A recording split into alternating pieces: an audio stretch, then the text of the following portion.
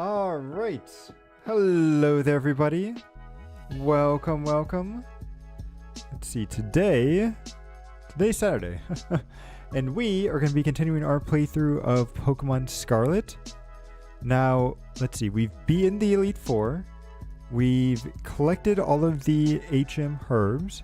So the only thing, well, we've got two things left to do. One, we've got to go and beat Team Star, which I'm hoping if we beat Team Star, maybe we'll be able to use our legendary Pokemon. Because even though we unlocked all of our Pokemon's, like our legendary Pokemon's capabilities, we still can't use them in battle for some reason.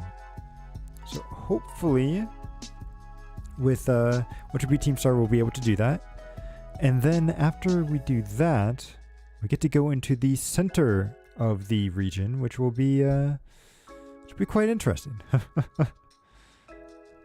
I think since we're playing Scarlet, we're going to be seeing some Pokemon that come from the past, which I think it'll be really cool. And then Violet has, I think, futuristic Pokemon. So yeah, a lot of stuff for us to do. So without further ado, let's go ahead and jump on into the game. And here we are. Let's go. I'm actually really happy too, because I ended up buying a new docking station for my Switch. So that way I can plug my Switch into both my PC and also my TV whenever I need. I don't have to worry about moving cables and stuff. Where do I want to go? It's a good question. I feel like, should I actually go to class? Do I need to go to class? There's question marks here. Why not? Let's go to class for a little bit. Let's see what happens. Okay, there's some Pikachus, Voltorbs. Let's talk to you.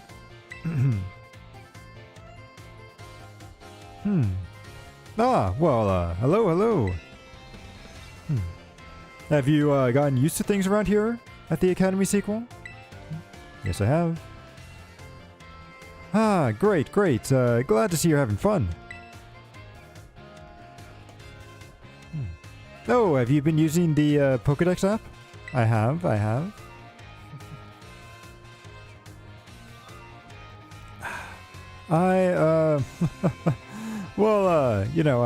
the one that made it. Every time someone uses the app catches a Pokemon, that data gets sent directly to me. It really helps with my Pokemon research. So be sure to catch any new Pokemon you find and work on filling out your Pokedex. Ooh, is he the one that gives us the Lucky Charm? For your first goal, let's aim for 30. Register 30 Pokemon in your app. Let me know once you've done so. I'm pretty sure we've hit that. Oh. What? I see you've already registered 30 Pokemon. Wow. Well, okay then. Wow. So you got this kind of Pokemon, and that one, and this one? Oh, wow. Today is amazing. Sorry about that. Just got a little excited. But I get the feeling you're going to be a great help in my Pokemon research. So here, take these. Consider it my way of saying thanks. Ooh, false swipe. Okay. I'm sure you're good at catching Pokemon, aren't you, sequel?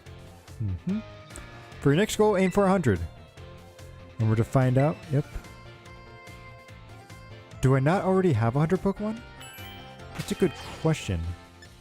How many Pokemon do I have? Which button is this one?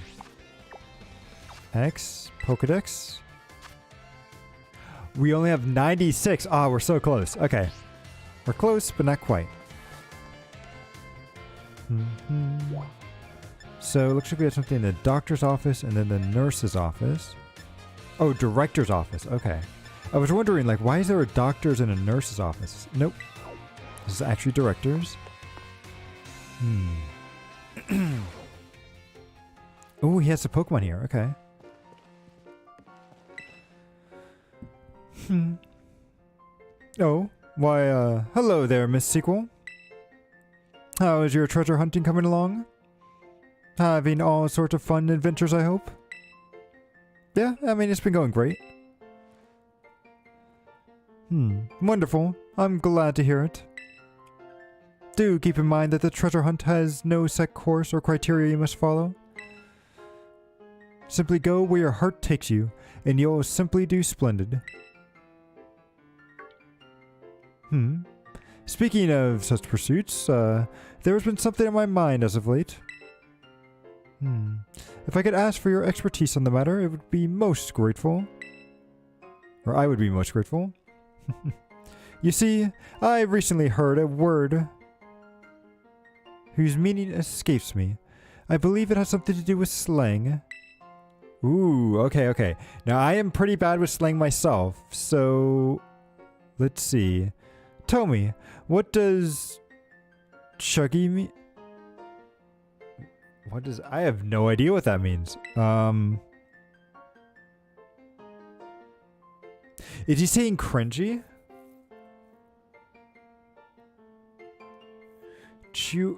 What is this word? Hang on. It's either... I wonder if he's trying to say cringy, but he's just not saying it correctly. An American... Hang on. Maybe say Pokémon? Would that tell me what this is?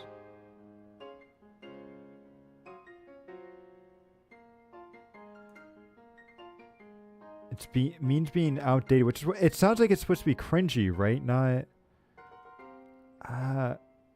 Okay, I'm gonna go with this one. I think it means to be outdated because I think it's cringe, but. Yes. I think I understand. Thank you for both speaker and recipient. It's not a pleasant word, I take it. The word used by young people these days are quite often behind my comprehension. But when I learn the meaning behind the words, I find I feel that much closer to my students. I'm most grateful for you and your help. Sure. Ooh, we came slightly closer. Anything else? Have you stopped by? Please with your school grounds. Travel. Done. Okay, so he has more words for us. Good. I understand that you have joined a variety of classes during your time here at the Academy. But if I may ask, which one of our facility members has made the most favorable impression on you? I don't know who any of these guys are. Let me see if I can find a picture of them. So Pokemon, Mr. Jock, I think is my homeroom teacher, correct? Yeah, Mr. Jock is the homeroom teacher. Okay, probably the one with the most, since I did remember him. Miss Time. Images. Who are you? I haven't even met this person yet. Okay. Oh, hey, Clear. I have not gone to school to take my classes yet. I just decided to go around and visit the places with the exclamation marks, but that probably explains why I don't know who any of these people are. Like, cause Miss Time, I don't think I've met yet. Miss Rayfort? Yeah, I don't think I've met her either. Miss Salvatore. Oh, no, Mr. Salvatore. And no, I have not met him either. Dendra. Okay, we did meet Dendra at one of the gym challenges. And then Mr. Hazel. Okay, so we do know... Okay, we know these last two. Oh, wait, there's even more? Mr.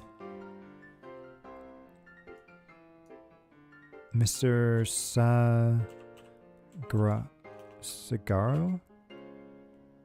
I've not met this guy at all. And then there's the nurse, which we've met her a couple of times, but I guess my homeroom teacher, maybe?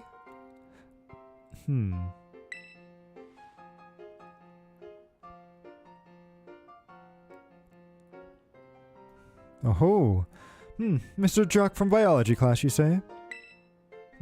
Yes, he is a fine teacher, a most earnest and hard-working fellow. We are truly blessed to have so many wonderful teachers and staffs at the academy. I firmly believe that our facilities is next to, or second to none in their, and something our students, yeah. Thank you so much for sharing your thoughts, Miss Sequel. Okay, so we became closer with him. No idea if that's gonna mean anything. Yeah, it's like that's why I mainly know him, because he's from the Dex. So let's go to the nurse's office.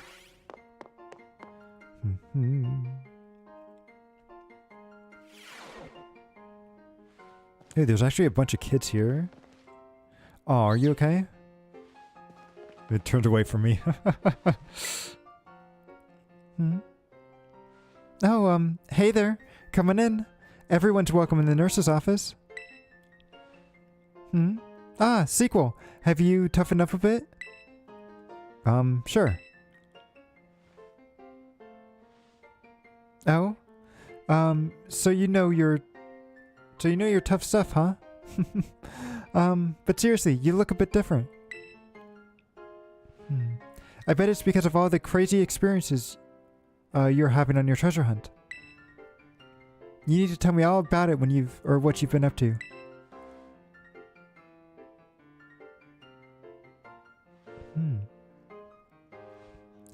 Wow, that's super cool. I'm super jealous of kids.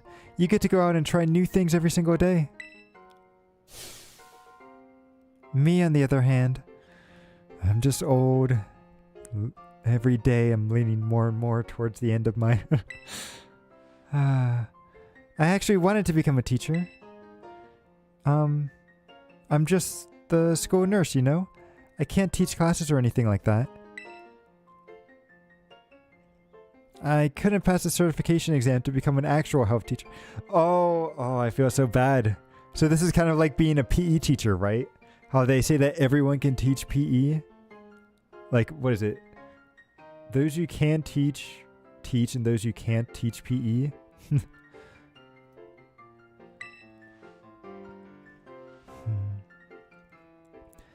I took it so many times, but no luck. So here I am, stuck forever in the nurse's office. Oh, sorry. I guess this isn't a very fun thing to talk about. But you're just such a good listener. I find myself telling you all sorts of things. I hope you still come to see me even if I talk your ear off like this.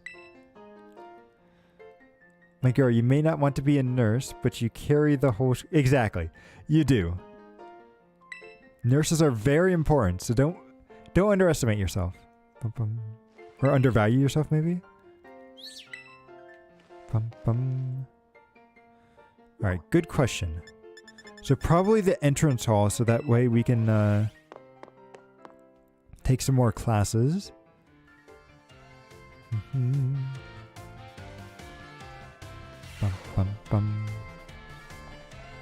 Oh, hang on. The nurse is here. Okay. Oh, hey, Sequel. Sorry, were you looking for me? I've been away from the nurse's office lately. Did you need something from me? Sure. Are your Pokemon hurt? Just a second.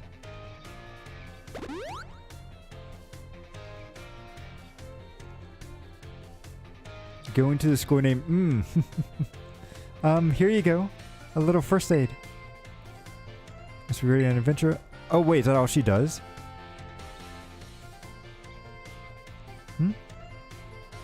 Huh? Oh yeah. I guess it's pretty unusual for me to be outside the nurse's office like this. Well, I'm actually doing a bit of studying.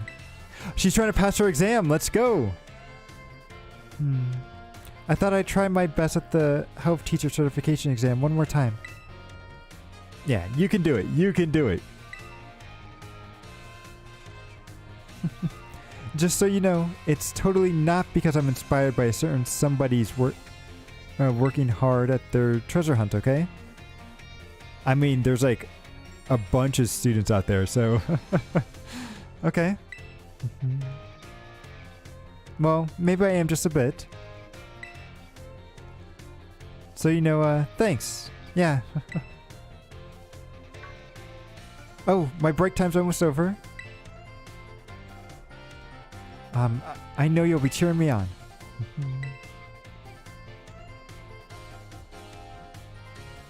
My teacher's sequels. Yeah. Our teacher is the treasure hunt, and we're learning a bunch of different lessons. The school is actually really big.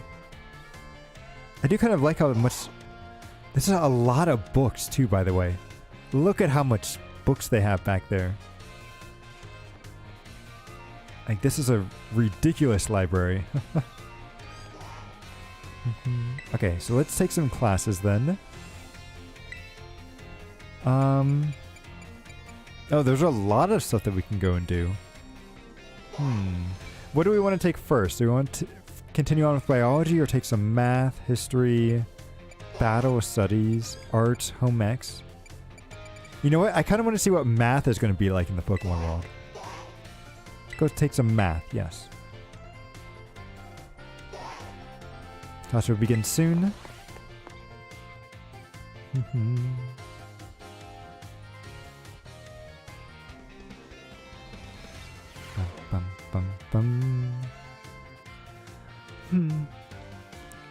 Hello everyone.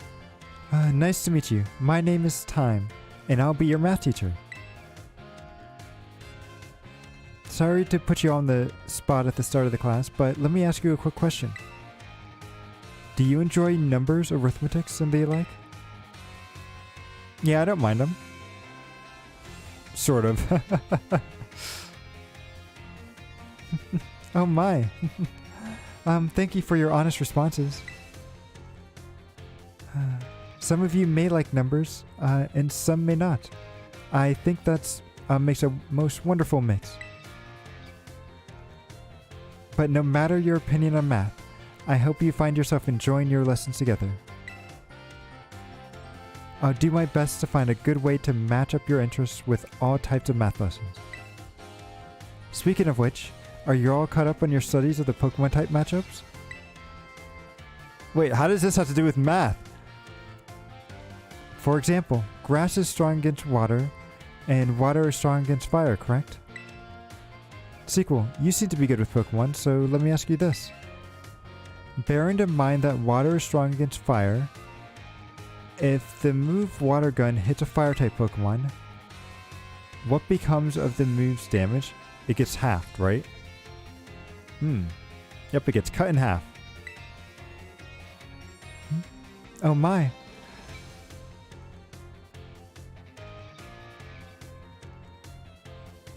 Wait, did I get that wrong? Hang on. Did I get... a little reverse thinking, I see.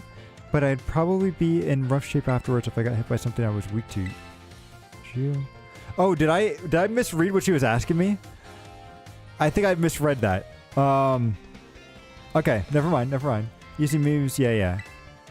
On the other hand, using moves that types divide by 2. I don't mean to engross on Miss Dondra's study, but I thought this might be the best example. Take the subject, don't you think?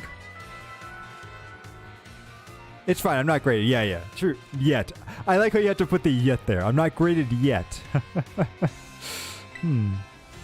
Okay.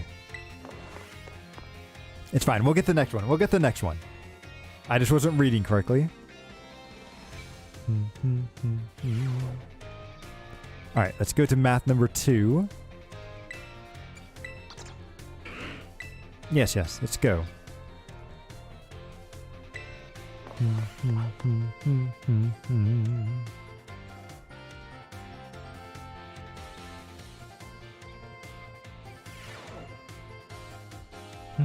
Well, hello everyone. Let's have a fun class today. Tell me, do you all enjoy shopping? I mean, it's okay. Buying tasty bread, or choosing new clothes, or even just window shopping. It's so much fun. Today's class, I'd like to use shopping. One of my own favorite hobbies, mind you. Mind you, to teach you all about math, okay. I'm sure everyone here has visited a Pokemart at least once. They sell all sorts of Pokemon items. Pokeballs are one of the most useful items you can find there. They cost $200 each. Now then, I'd like you all to do some thinking with me here. One Pokeball is 200. If I had 2,000 and bought as many Pokeballs as you could afford, how much would you get? 10, correct? Yeah, because 10 onto the 200, you just add the 0 onto it. Yeah, it would be 10.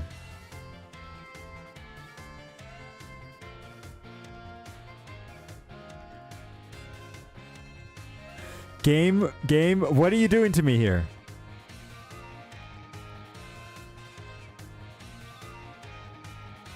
I'm sorry, sequel. I suppose this was a bit of a trick question.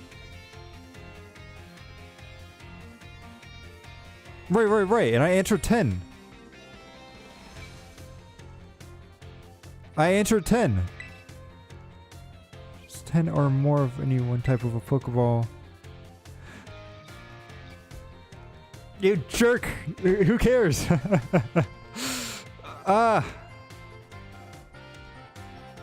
So technically it was 11 because...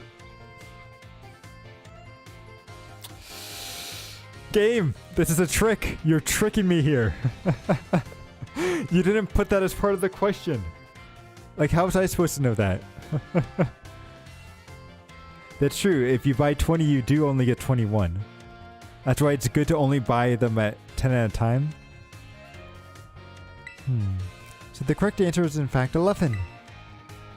It sure is nice for a little bonus. No, it's not when the math question is incorrect. Okay, so 2 out of our classes we failed, but that's okay.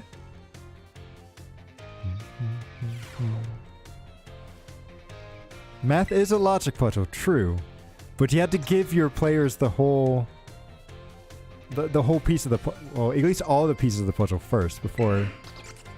Let's go to number 3. I'm getting this one. We're getting this one. We can make our comeback now. You can cheat and look online. Okay. Is there a test at the end? I wonder how many classes there are. That's what you did. To be honest, I've done that too in, what is it, the Persona games? Whenever the tests come up, it's like, sometimes I remember the questions because they do a good job of reusing the questions that they asked throughout the year. But there will be other times where I'm just like, you know what, I'm just going to look up what the answer is and just go with that. Alright, so hello everyone. Let's have fun in class today. Tell me, do you all enjoy fortune telling? Horoscopes and the like? They're fun, but I don't put much stock in them. I think it feels great to read your horoscope and see what that says good luck in your what good luck is coming your way. So today, I'd like to teach you all math while focusing on the topic of luck. Okay, interesting. Perhaps you've seen the following phrase crop up during your Pokemon battles before. A critical hit. So when a Pokemon's attack lands as a critical hit, the damage it deals is increased by half. In other words, it does 1.5 times as much damage as it normally would.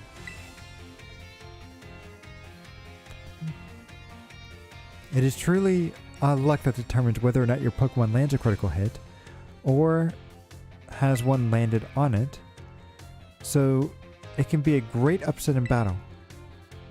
Does anyone know what the percentage chance of a Pokemon landing a critical hit is? Do we know that? What is the base chance of Pokemon critical hits? It's definitely not 12%. Maybe 4?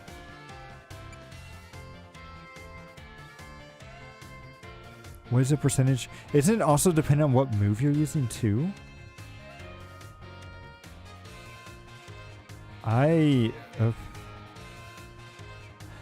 yeah, we are not very good at math. Let's just say that. I'm gonna go with 4%. Because I don't... 12% just seems too high to me, and 1% seems too low, so I'm gonna go with 4. Yes, okay. Good, we came back, completely by guessing, but we still came back. That's correct. Well done, sequel. The chance of landing a critical hit is said to be a 1 in 24, which figures out to roughly 4.17%. I mean, the information is not yeah, they don't really tell it to you like, yeah, it's like they don't tell you anywhere in the game what the chance of landing a critical hit is. Only that some moves have a higher chance of landing a critical hit than others. Although my, whatchamacallit, my starter Pokemon knows a move that always lands a critical hit. So that would be 100%. The odds are more favorable for certain moves. That's why moves such as Stone Edge and Shadow Claw have about a 12% chance. You can also use a move called Focus Energy or an item known as a Dire Hit. Both raise critical hit ratios by 2 stages. That's a 50% chance to land a critical hit. Feels great to land a critical hit, but perhaps not as great to be struck by one. There is a surprising amount of math probability hidden behind Pokemon battles. If you're able to do the calculations that'll swing luck in your favor, it may open the door for more strategic choices during your battles. Last spell? Okay. Next class will be our midterm exam. Okay. Look forward to it. Dun, dun, dun, dun. Okay, let's go. Let's take the math midterm. Do we have a final as well, or is it only a midterm? Okay, we can pass this. We got it, we got it.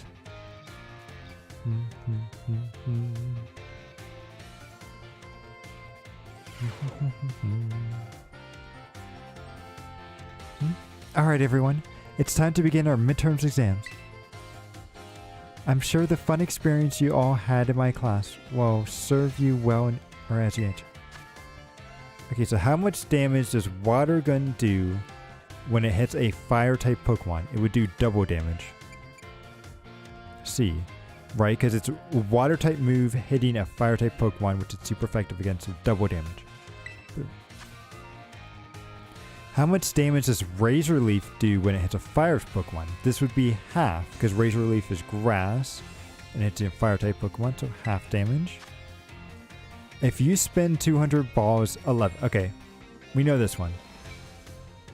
How many Pokeballs could you get? 11. What is the percentage chance does a Pokemon usually have to land a critical hit? A 4%? How much damage does a move do when it lands a critical hit? So it's half as... So 1.5 times as much.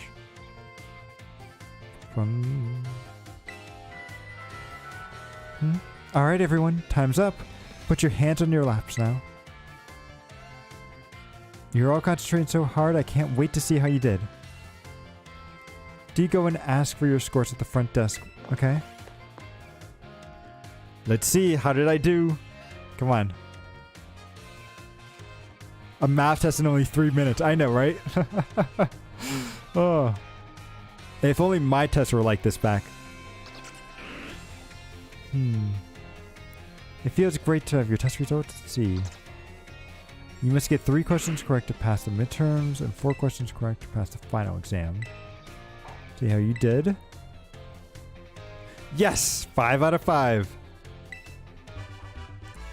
Passing score. Congratulations. Asked to give you this as a reward. Ooh, 5 rare candies. Okay. Keep doing your best. So that was the midterm. Do we have a final next?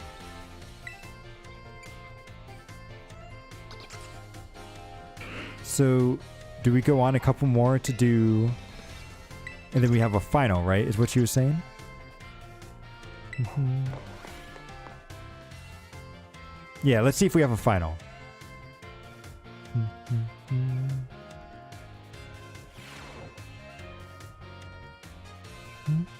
Oh, hello everyone. Well done on the midterm exam. Some of you earned perfect scores and others seem to have a bit of trouble. But I can tell you that you all tried your best. I'm quite pleased to say that every last one of you passed. I can only assume that means you all have come to love numbers. I'm sure it's more that we just didn't want to fail. Right? Stay sharp and try your best at the rest of my classes too. Speaking of staying sharp, do you know how Pokemon would apply, or how that word would apply to Pokemon battles? That's right. It would have to do with stat boost. Interesting leap, but okay.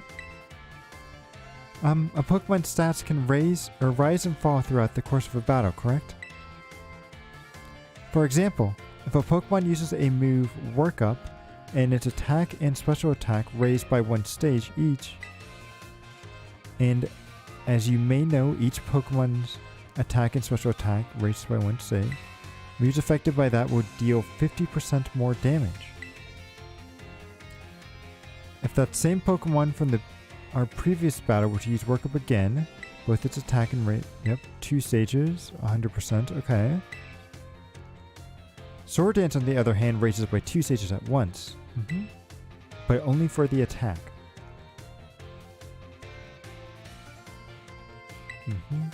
Using Sword Dance twice would boost the Pokemon with 4 stages. How much damage would that deal? 200.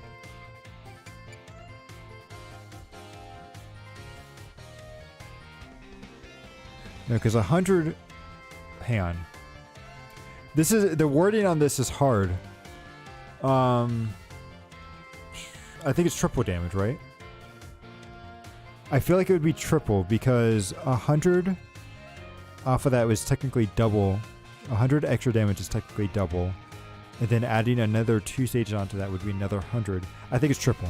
I think it's triple. Yes! Whew. Wow, that's great. You answered this difficult question with ease, sequel. Yeah, it's very confusing with how it is because it's like, you would think double would be like 200%, but it's actually just 100% increase would be double. Each stage that a Pokemon's attacker's special attack raises is increased by 50%. So raising it by 4 stages would be 200%. If the base damage move is already 100%, then adding 200 would give it 300%. In other words, a Pokemon move will deal triple damage. Type matchups, critical hits, and others factor into play as well, along with their defenses and special defense. So even small boosts can be taken seriously. By the way, if a stat simply rose, that means it has gone up by 1 stage. If it rose sharply, it's by 2 stages. And if it rose drastically, it's by 3. Ooh, I've never seen rose drastically before. Okay. Just so you know, the EX and special attack items can only be used in battle. Can be used to sharply raise a Pokemon. Okay, so it's by 2 stages then.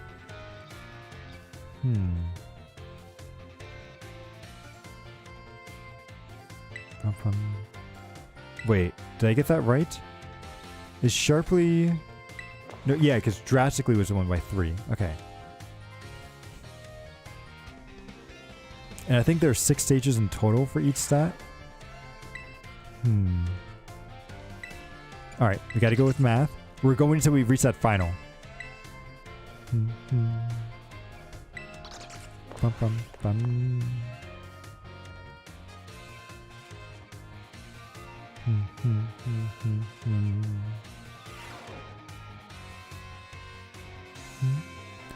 Hello everyone. Let's have a fun class today. Did you make sure to review the last class material in order to stay sharp? But I know it's a little difficult with all the talk of multiplication and percentages, but today we'll be talking about percentages again to learn about probability. Ooh. Okay. Is this about hit chance and everything? That might sound like we're going to have another difficult class, but did you know that all of you already deal with probability on a regular basis? Pokemon moves generally have a property called accuracy, which determines the probability that they will hit. Yep. The accuracy of tackle is 100%, or is 100, or 100%. So if you use tackle 100 times, you could expect it to hit all 100 times. The move Hypnosis, which puts a Pokemon to sleep, has an accuracy of 60%, which means that out of 60 you expect, yep, and it could miss 40. Except percentages are really tricky like that, so many of the truly powerful moves often tend to have low accuracy. Technically it depends on what your definition of powerful is. So when you decide whether or not to slow or to go slow and steady with the move, you're sure to hit or hit hard and fast. Or with less accuracy, you're studying probability. Let me see here. Perhaps Surf and Hydro Pump would be good examples. Surf has a power of 90 and an accuracy of 100, meaning you can expect to hit every time. Hydro Pump only has an accuracy of 80, but with a power of 110. So between Surf and Hydro Pump, which move would you want to use yourself? It depends on the situation. I mean, right? Like, I'm saying it depends.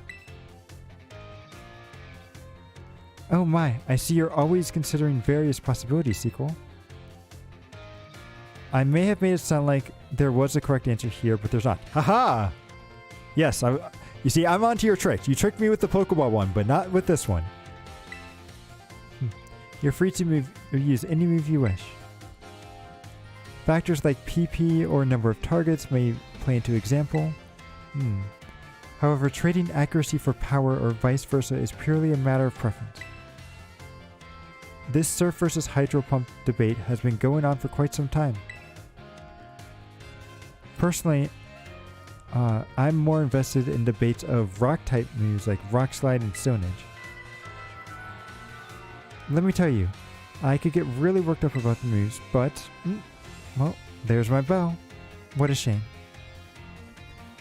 The next class will be the last one together. Okay, let's go. And then we have our final. And then we'll ace that final.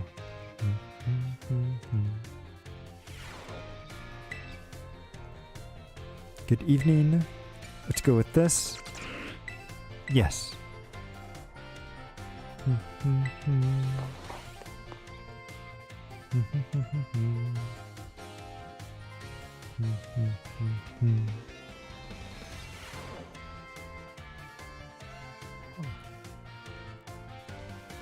Hello everyone. I hope we can have fun once again today for our last class together. Last time we learned about probability using a move's accuracy, for example. Probability is quite an interesting subject.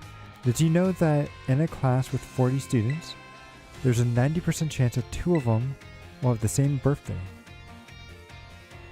Really? That seems awfully high for only 40 students?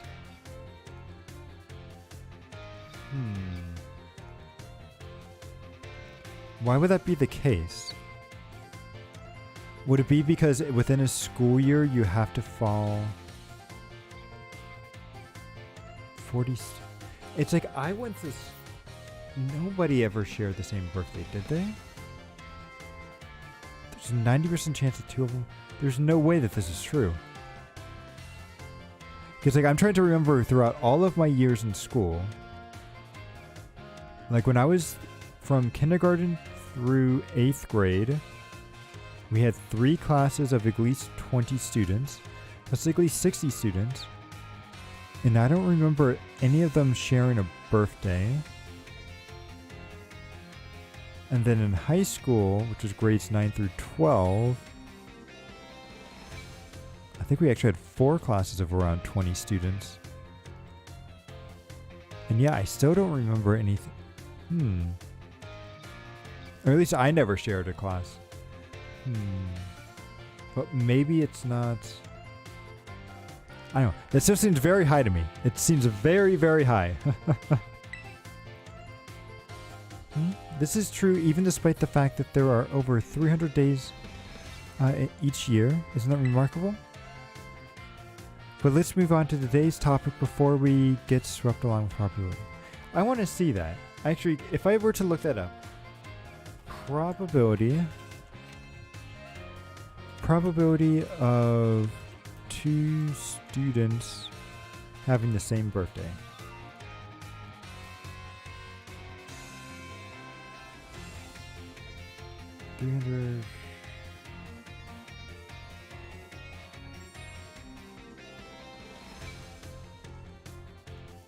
Yeah, I think she has that reversed.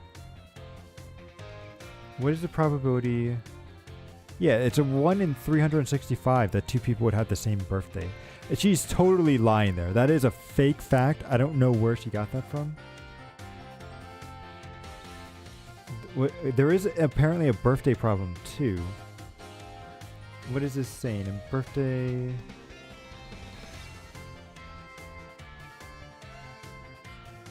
Oh, hang on.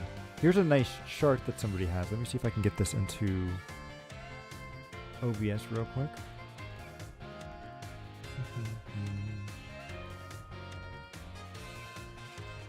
A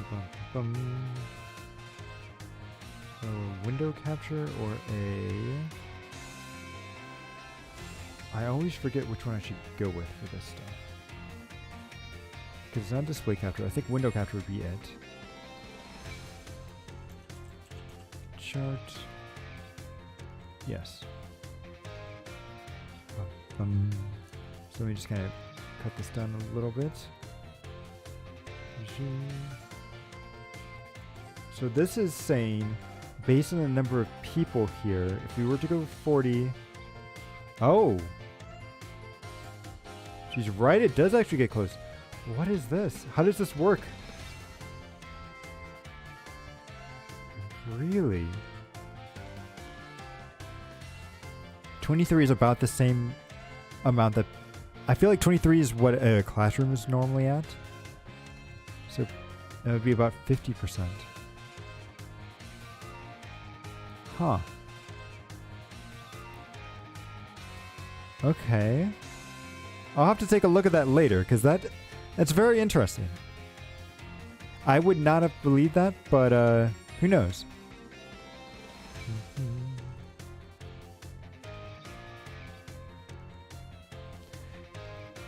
I don't know. It's like I feel like a classroom could be anywhere from... Yeah, I want to say probably somewhere between 23 and 30, depending on your school size and everything. But okay. I may not have believed you, but maybe I'm willing to give you a shot. But but let's move on to today's topic before we get swept away by probability again. I've been teaching you all how to calculate damage. In this class, using examples like type matchups, critical boosts, and stuff like that. These variables are multiplied together. However, did you know that there is an even simpler way to increase your damage? All you have to do is use Pokemon that share... Oh, right, the same type matchup. If a Rock-type Pokemon uses a Pokemon-type move with Stone Edge, base power of 100, it gets multiplied by 50 and becomes 150. Ground and Rock may seem like similar types, But if a ground-type Pokemon uses Stone Edge, the move will remain 100.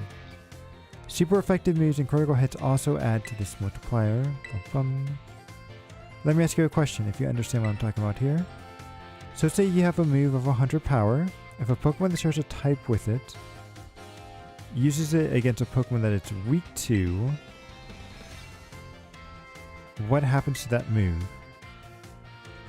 So it would increase by 50...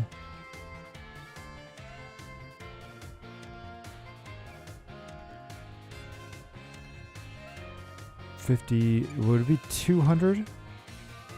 It would be 200, right? Because it's... hang on. No, wait.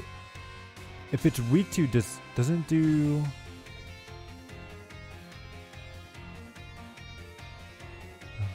I feel like it's 200.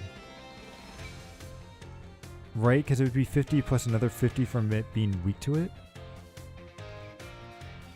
Yeah, I feel like it's 200.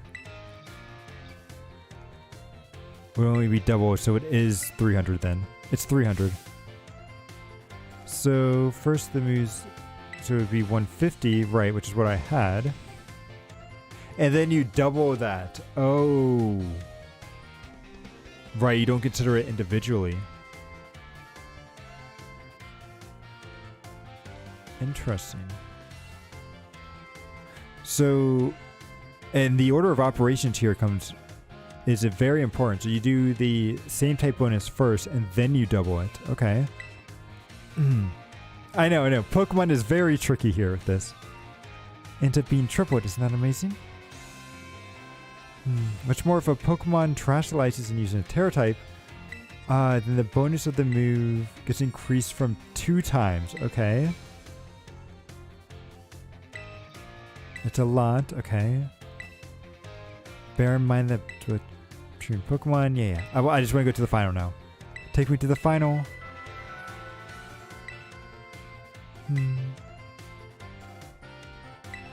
Yep, I think we got this. We just gotta be very careful. I feel like I feel like they're doing a good job of both tricking and teaching us here. Let's see. Yes.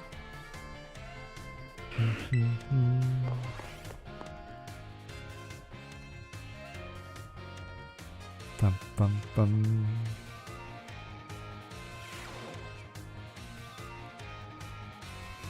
All right, everyone, it's time for our final exam. I'm sure you all have fun experience. Dun-dun. Yeah, okay. So how many Great Balls would you be able to purchase with 3,000 if each one costs 600?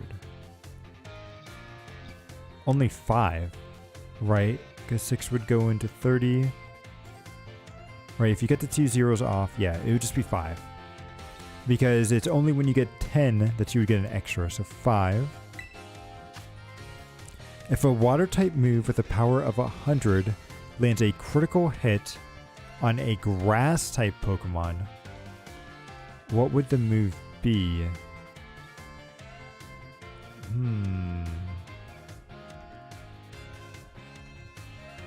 So critical hits are double the damage, correct? So would it be, I feel like it would be 100%, right? Because you would do the 50, then you would divide that by half because you're hitting a grass type Pokemon, but then you would double it because you're landing a crit. Or no, hang on.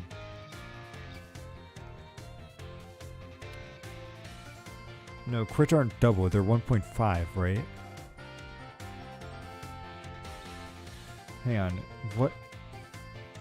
Crits are 1.5, right? No, I think you're correct. Crits are 1.5, so it would be cut down in half to 50, and then 50 it would be B at 75, right? That's what I'm going with. 75. Under normal conditions, what percentage chance does Stone Edge have to land a critical hit? About a 4%. No. 12, because Stone Edge has a higher percentage chance, correct?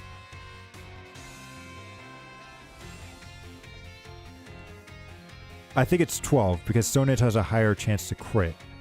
So she mentioned that during her thing, so we're going to go with 12. If a Pokemon uses Sword Dance twice to boost its special attack by 4 stages, how much damage will its physical moves then deal? I like how they specified physical type moves instead of special.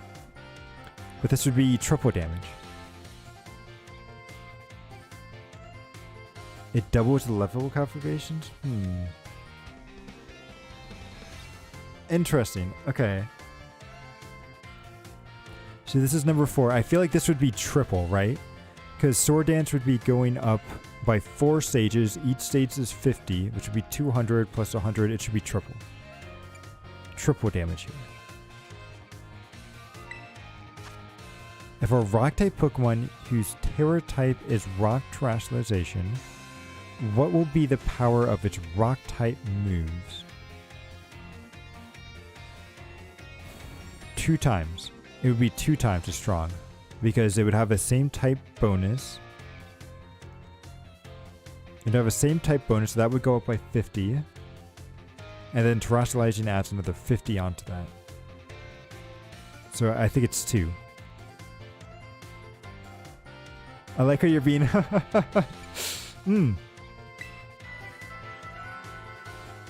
Alright, everyone.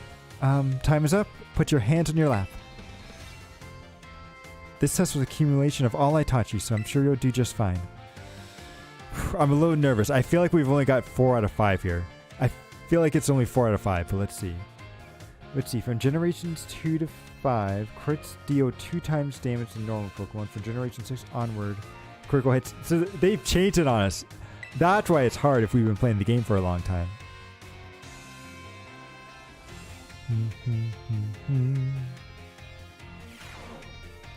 Feels great to get it out of the way.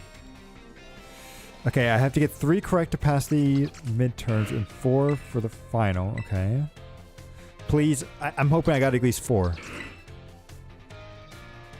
Oh, we got 5. Let's go. Perfect score. Give this a reward to any students who passed. Thank you. Keep doing my best. Okay, I kind of want to go into another one now. Let's go. Oh, so now it's gone forever. Good. Okay, let's go to biology then. Yeah. I don't remember what the first lesson was about, but let's see what the other ones are.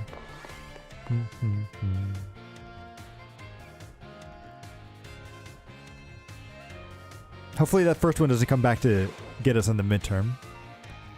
But we'll see. Well, hello. I hope everyone's ready to learn some new things today. Did you all try using the ZR button to let your Pokemon out as I taught you in the last class? Walking around with your Pokemon lets you see how unique and cute they all are.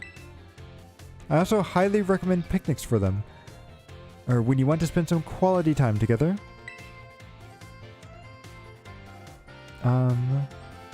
The Pokemon in your party. You can get them around the table to make sandwiches and play. Yeah, that's we don't need to do all that stuff. Teach you more about the class. And while you enjoy picnics with your Pokemon, you may find something very, very important in your Pokemon basket. Okay. Important something is what Pokemon are born from. Oh, it's eggs. It's a Pokemon egg. That's what they're talking about. Phew, you all got it right. That very important something I'm talking about is a Pokemon egg. It's not clear where eggs... How can you still not know where eggs come from? I still don't get that. How are they... Come on, you guys are supposed to be, like, actual professors, right? They're probably placed in the basket by stealthily by Pokemon at the picnic. Okay. I need to warm it up. Yep. It's in a box, yep. And one more super important thing to remember about your eggs. Pokemon entrust us with eggs because they believe in us. I think they just don't want to care for their Pokemon. That's why they're giving it to us. But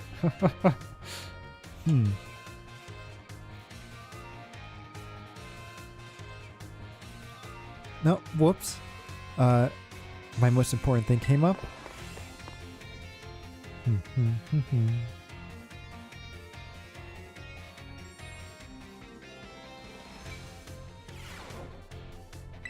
Okay, let's go for some more biology classes. I'm interested to see language and art. Home ec would, like, those two just to me seem like very weird ones to go with. Yep, let's go with some more biology.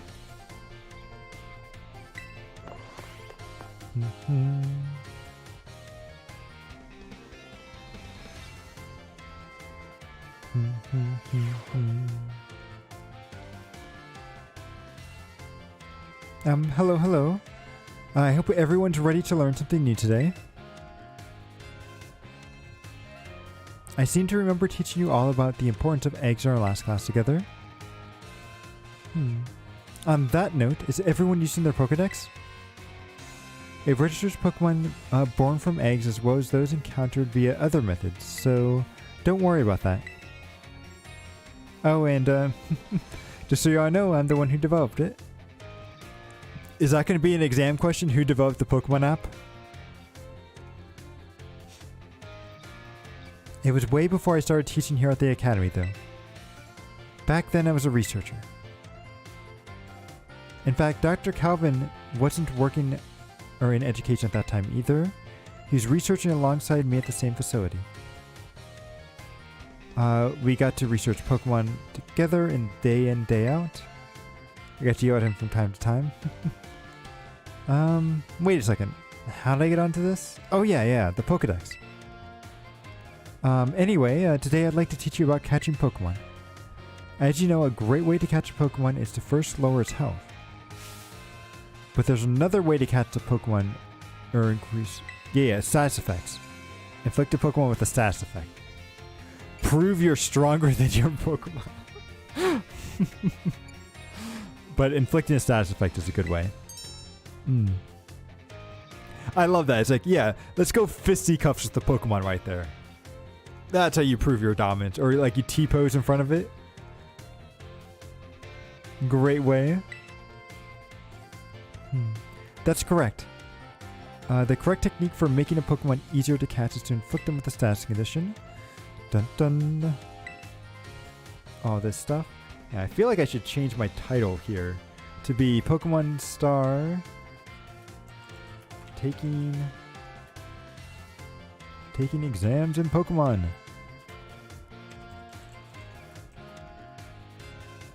There we go. A little bit more accurate. Because I actually do want to pass all these tests here. Because this is kind of fun. Putting them to sleep with sleep powder hypnosis. Like using Pokeballs specifically designed for them. Yep. Eating food gives your catching... Okay. Sounds good.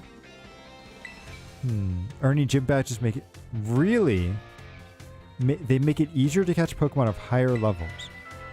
I didn't realize that was the case. Maybe I should have read what I was actually getting with those gym badges. I thought they just helped with actually making the stream... or not stream.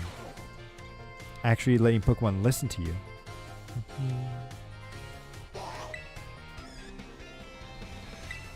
Okay, let's go to biology midterms.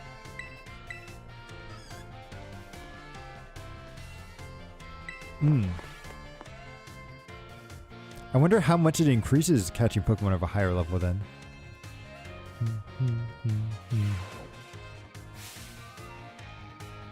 I was nerfing myself trying to catch Pokemon with only like 2 gym badges. It's like that would be kind of nice to tell you more about that, like before sending you off on your adventure. Oh, hello everyone. Today is our midterm. Be sure to fill it out. Yep. Take your time and contemplate each question. So what button would you use to let a Pokemon out of its ball so that it can walk around with you? The ZR button. Combine one letter and one number below to correctly say when and where eggs are found. Okay. So during picnics and in your basket. So A and 2. Mm-hmm.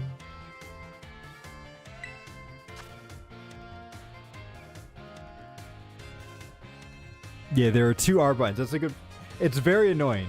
There's the R and the ZR, and there's also an L and a ZL too, which is annoying. And then what is the... What do they call that? Because you can push the sticks in. Are those the... What do they call those buttons? Because I think on the PS4 they were called like the Z something buttons, I think. I don't remember. But which of the following is an effective way to warm up an egg? Walk around is the best way.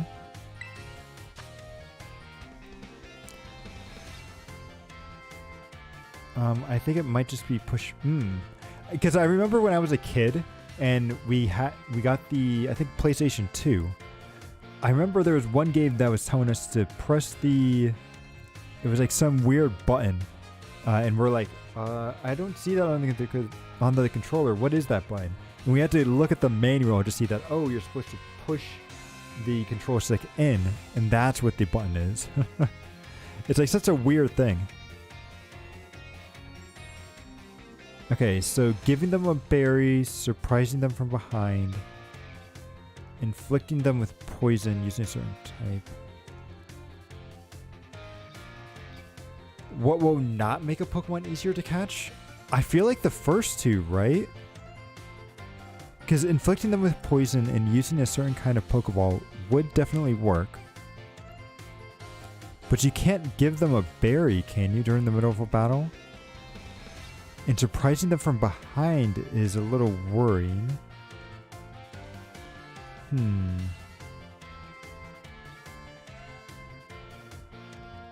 I'm going to go with giving them a berry. I don't think that is the correct one.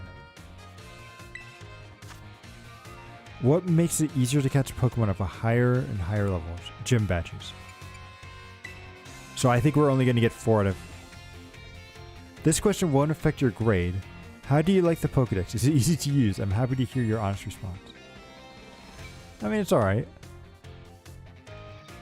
I think if it had better search functionality, I think it would be really amazing. But I think for right now, it's just alright.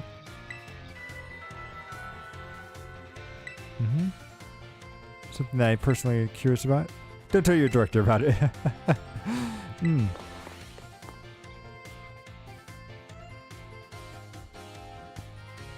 Behind does help. Okay. Berry is a Pokemon. Yeah. So let's see. I feel like maybe it's only 4, but let's see if we got all 5 correct. Yes! 5 out of 5. Let's go!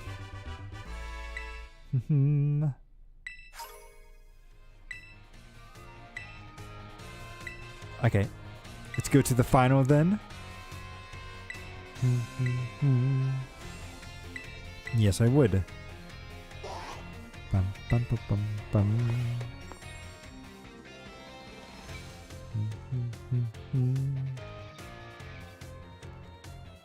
Dun, dun, dun, dun. Well, hello. I hope everyone's ready to learn something new today. You all did really great on the midterm exam. Thanks for answering my little question at the end, too.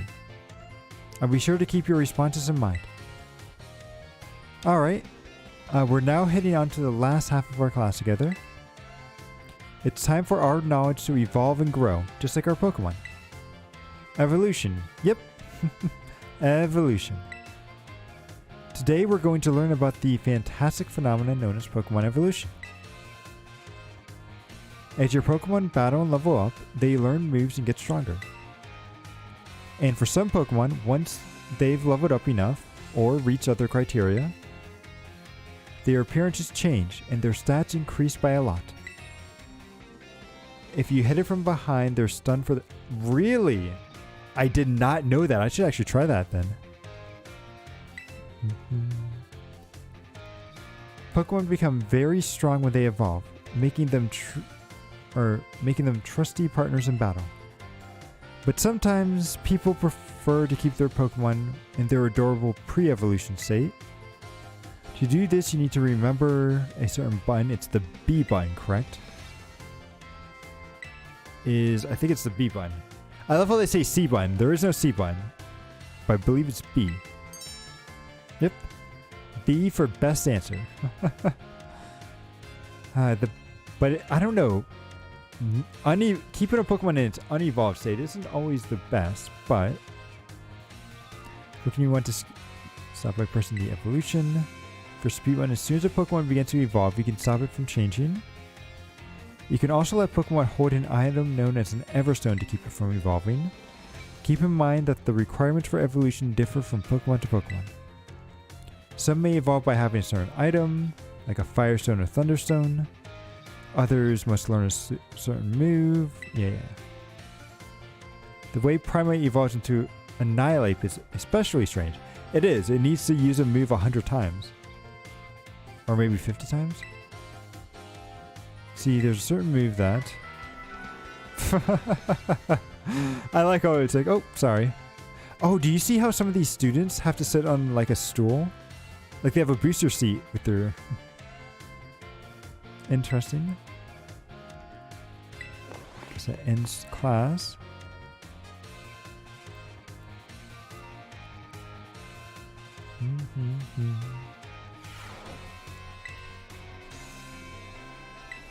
Okay, to go with biology again. We got 2 more classes.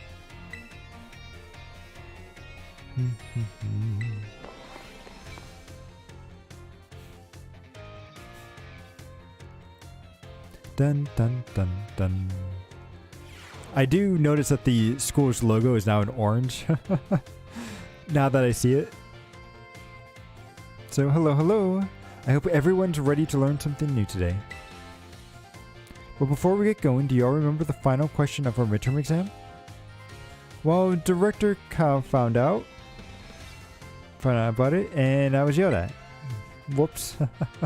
Apparently he could tell I was hiding something just by looking at me. He must have noticed all the colorful flush right out of my face.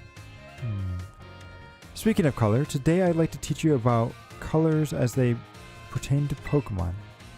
Some Pokemon have slightly different colorations or patterns based on their bodies, or on their bodies based by gender or individual differences. In very rare cases, a Pokemon may have a wildly different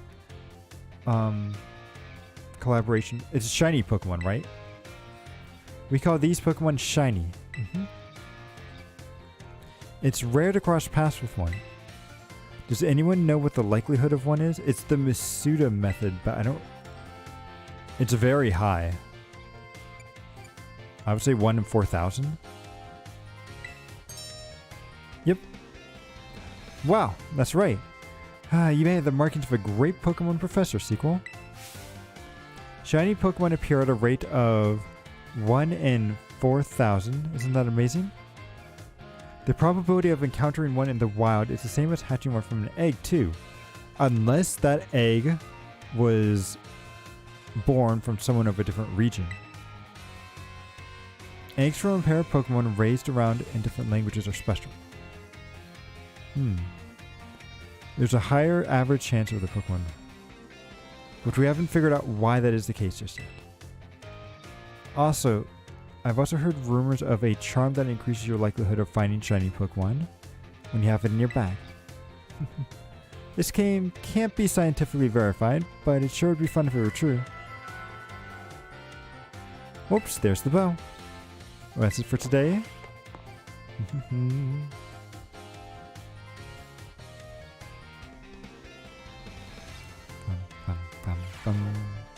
Alright, I think we have one more biology class.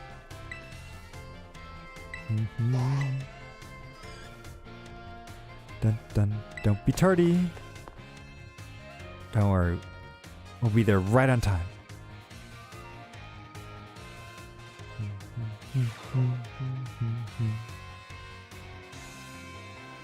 Hello.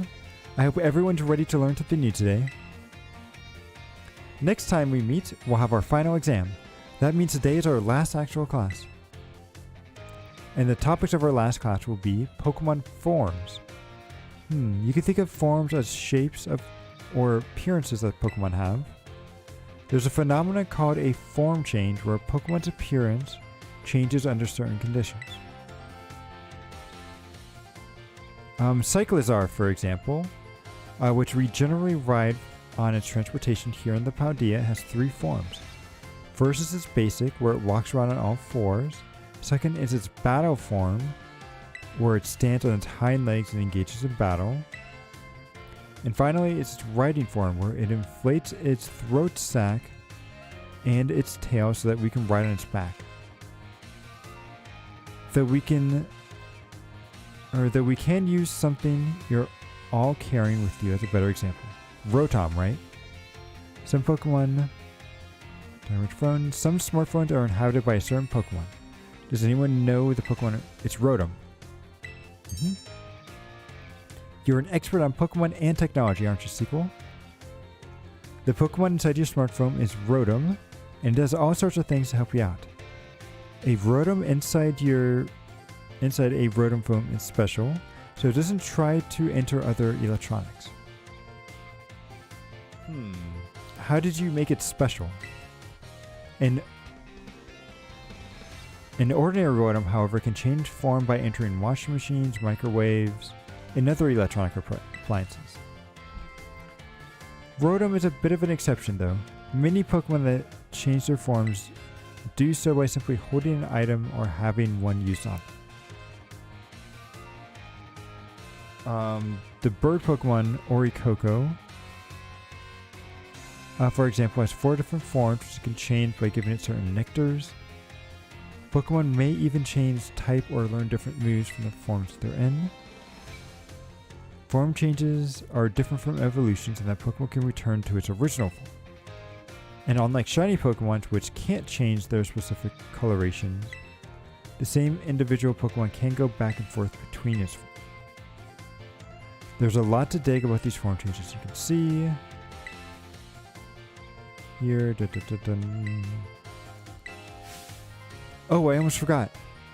Regional forms, which are forms based on the region of a Pokemon comes from, don't change like other forms. They're innate.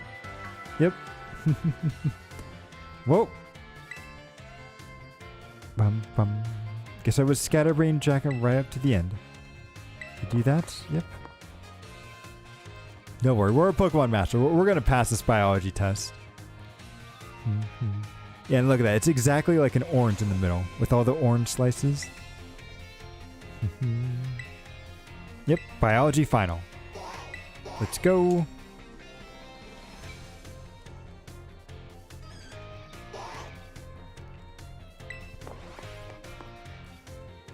Okay, so art will be starting soon. Or biology.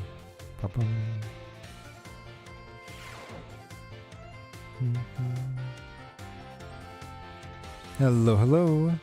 Everyone, today is our final exam. It'll cover everything I've taught you so far, but I'm sure you'll all do just fine. Take your time and complete each question carefully. So how many of the following 4 methods make it easier to catch a Pokemon? So inflicting paralysis, using a Poketoy, feeding a berry, surprising from behind. Just 2. Only the inflicting paralysis and surprising from behind. True or false? You can get new Pokemon only by catching them yourself, or by trading with other trainers. False. You can also get them by breeding. So yeah, false. If a Pokemon is holding an Everstone, will using an item that includes evolution such as a Firestone cause it to evolve? I would think not, since Everstone prevents it from evolving, but I do not know if that item would override it. So I'm going to go with no. But I am a little bit nervous because I have never tried this scenario before. So we're going to go with no. What is the probability of running into it? It's the 1 in 4,000. True or false? The Pokemon known as Orichalcum has 3 forms. No, false. That's 4. Question, this won't be your final grade. Do you have anything you would like to say about my class? I'm still getting used to teaching thing. Keep teaching, you can do it. I like how we can't say anything mean to him. It's like, I used to quit. But no, I actually like this guy. I'll say thank you for being our teacher. Bum, bum. It's like a little bonus question. It's our secret. Don't tell them. It is Pokemon. That's true. That's true. I know they probably wouldn't let us be too mean to the teachers. You're not allowed to be mean unless you're in Generation 1 rival. Or 2. Generation 1 and 2 had some pretty evil rivals, but... Or an old school bad team, right?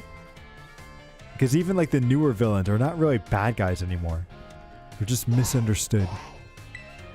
Okay, so I think I got 4 out of 5 correct here. Let's see. Never mind, we got 5. Let's go.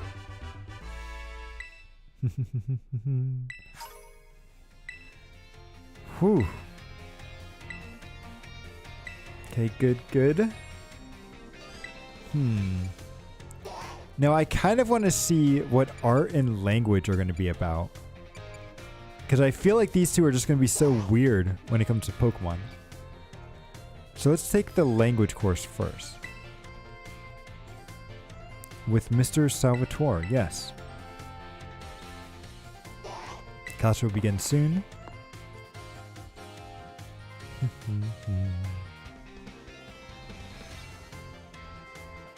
Dun, dun, dun. Ooh, this guy looks very suave. Okay. My dear students, how are you all today? Feeling good, I hope?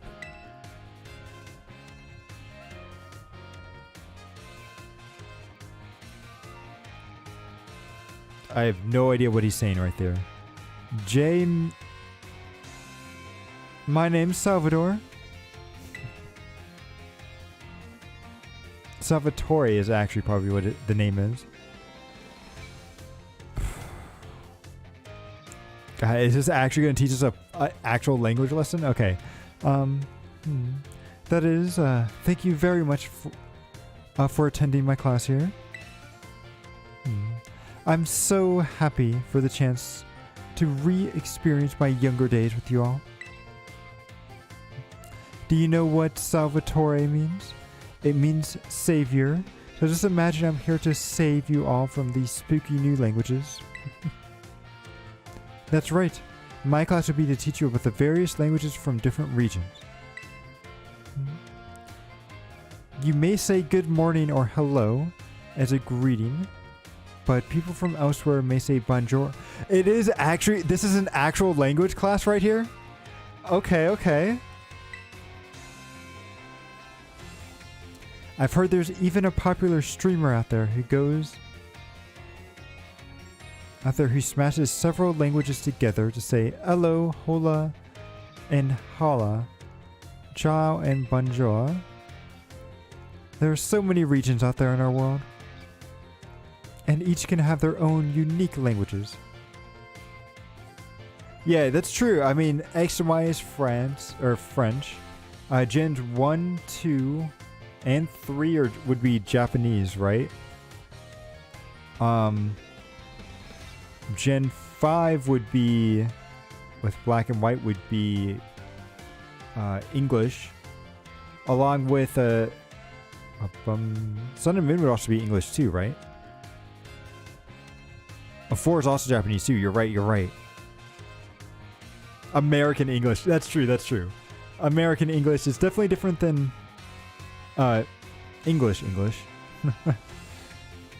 Or European English might be the better way of saying it. So gracias, Marachi, Draka. Please don't ask me to remember all of these. I'm going to be so bad at this. I think we're coming across the first class that I might actually full on just fail here. British is, yep. Oh, sword and shield, you're right. I forgot about that. Can you guess what it is? Gracias is thank you, correct? Arigato is also thank you too. Yeah. So it's thank you. I know arigato and gracias, but I don't know the other ones. Arigato, Mr. Roboto. Sequel, was it? Bravo. That's correct. And speaking up is important in language too, so gracias and all that stuff means thank you. I guess some of you probably already knew the last one. Despite meaning the same thing in their lengths, or their lengths and sound are all different. Isn't that interesting? And now, probably just nothing. Let me give you one of my wise words of advice. When you travel abroad, you should try to speak the local language as much as you can, even if you can't speak it very well. I'm sure your willingness to try to make other people, will make other people very happy. That depends on where you're going. If you try to speak French to a French person and you cannot say it correctly, they will get super mad at you.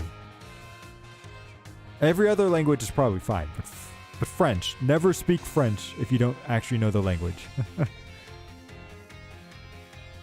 Ooh, you're thinking the next generation might be Chinese. That would be interesting. Because China, we still don't have one on Africa, Mexico, South America. Then Canada. We don't have one for Canada either. We're also missing, we only have the east coast of the US. We could do the west coast. And then also central and the mountain regions would be pretty cool. I would love to have they have the east coast. I would love to have the west coast of Pokemon. In, west coast of the US anyway. We'll see. Honestly, from my experience, just being able to say hello, delicious, and thank you in the local language will get you pretty far. For everything else, just pretend you're Mr. Mime and gesture away. Ah, there's the pesky bell. Yep. Adios.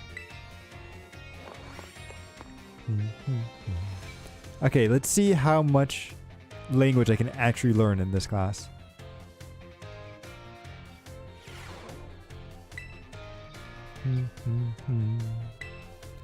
Oh, would you go with the languages again?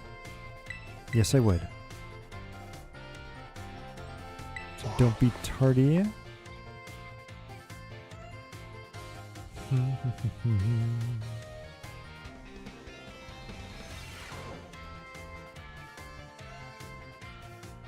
My dear friends, how are you all today? Feeling absolutely fantastic, I hope. It's time for Salvador's language lesson. As vos pratos, are you ready? Can you answer yes? Or you can answer yes or oi.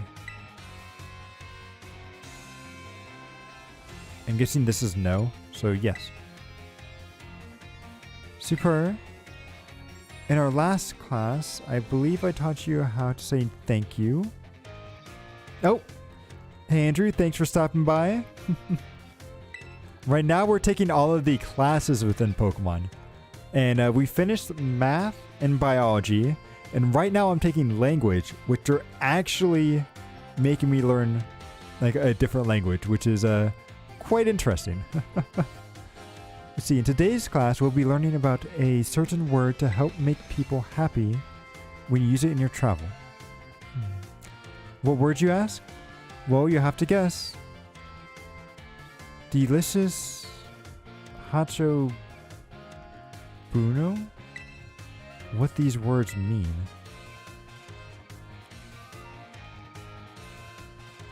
I'm going to say delicious, right? Only because the first one is very close to delicious, so I'm hoping that that's the case. I'm going with delicious. Yes, okay, good. I knew you could do it. All these mean delicious.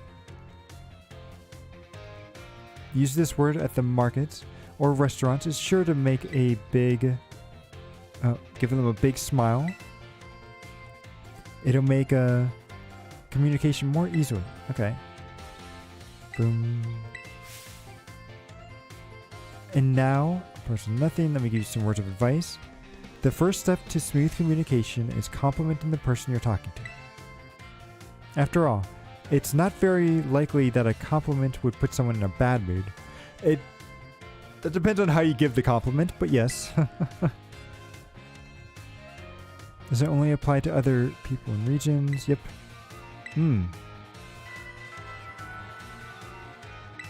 Gotcha.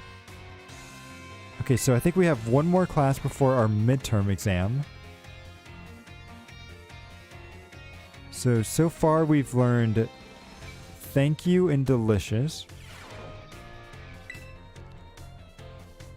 Wonder what the next lesson we're going to learn is. I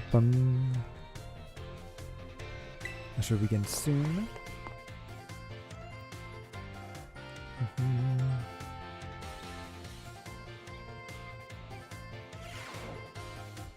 My dear friends, how are you today? You certainly look fantastic. It's time for another of Salvador's language lessons.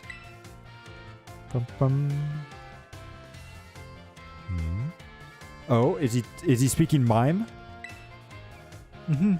Are you ready? Yes. Très bien. Very good. My lessons are not a one-way street. Non. Okay. I'm très triste when no one speaks up. Very sad, that is. Okay. In our last class, I believe I taught you how to say delicious. En les courses. Okay. In today's class, we'll learn about a very special phrase that you can put to use at just the right time. Okay.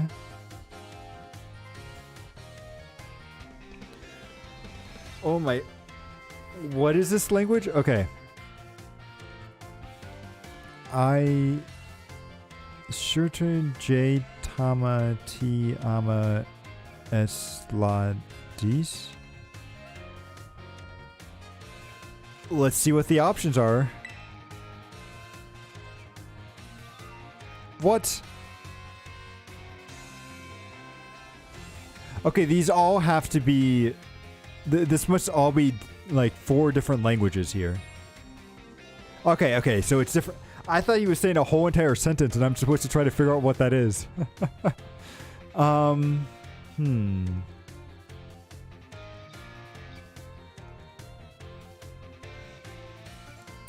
about... is it I love you? I feel like it's I love you. The T amo seems... I'm going to go with that. You always want to go home. True. It could also be time to eat. He didn't mention it was very specific. But I'm going to say I love you. But let's see what the actual answer is. Oh, it is correct. Okay, good.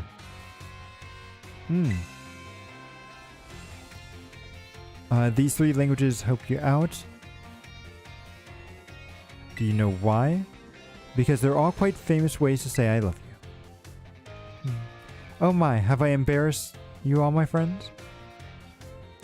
What timid little shy boys? And girls, that is.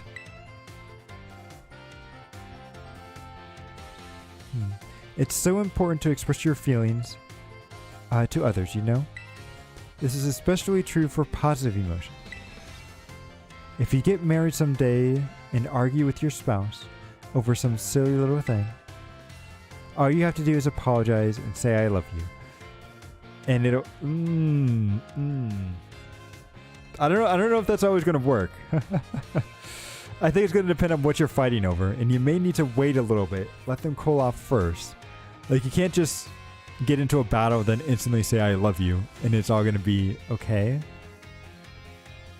True, true. I mean, it is a kid's game. I think you may have to spend some time sleeping on the couch for a little bit first, and then you can say I love you and everything. I should know. Well, just last week I had a big argument with my dear wife.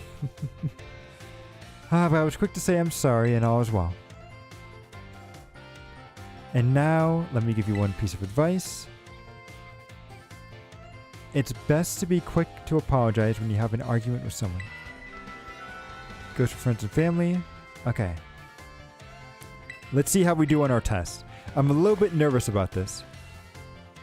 Well, I'm assuming that a lot of the teachers are probably married, right? But it is nice to see married people in Pokemon. Alright, language midterm. In fact, wasn't it... It was in... Sun and Moon, right? Where there was a married couple with the professor and one other person. Yeah. The side deck in his head right there. He's like, oh boy. Preparing for a test.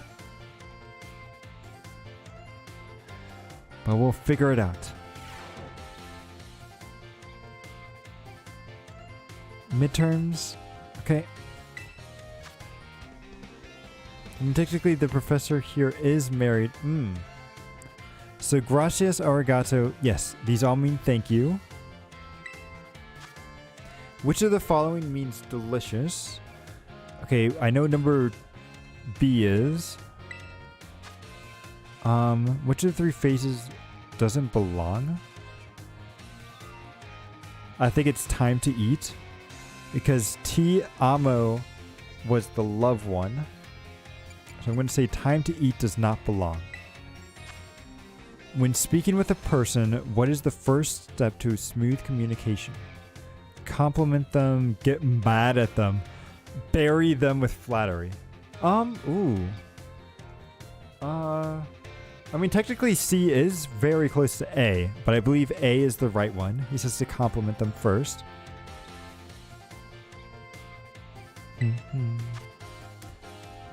What is your beloved teacher's name? Salvatore.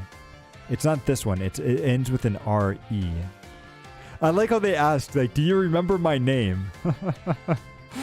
That's pretty awesome. Let's go with that. Ah, it even shows it right there. So we at least know we got the last one right. So you do great.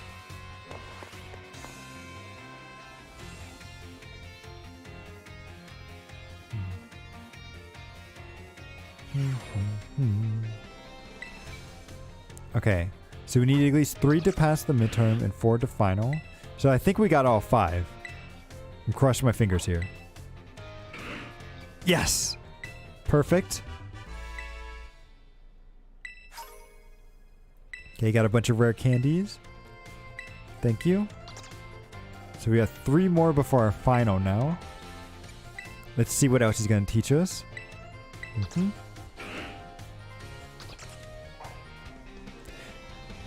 That, you know, to be fair, I don't think I remembered a lot of my like, once I got into college, I don't think I remember any of my professors' names. I don't even know if I remember any of my elementary school. I think there was only one that I remember, and I think that's only because the teacher that I had was actually the mother of one of the students that I went to school with. Like, she was in the same class, but it was interesting because it was a mother-daughter scenario. Like, she actually couldn't be in the same class as her mom was.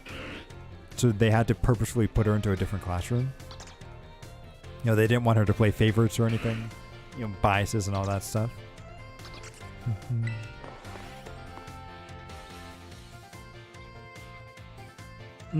Yeah, exactly. Fairness and everything.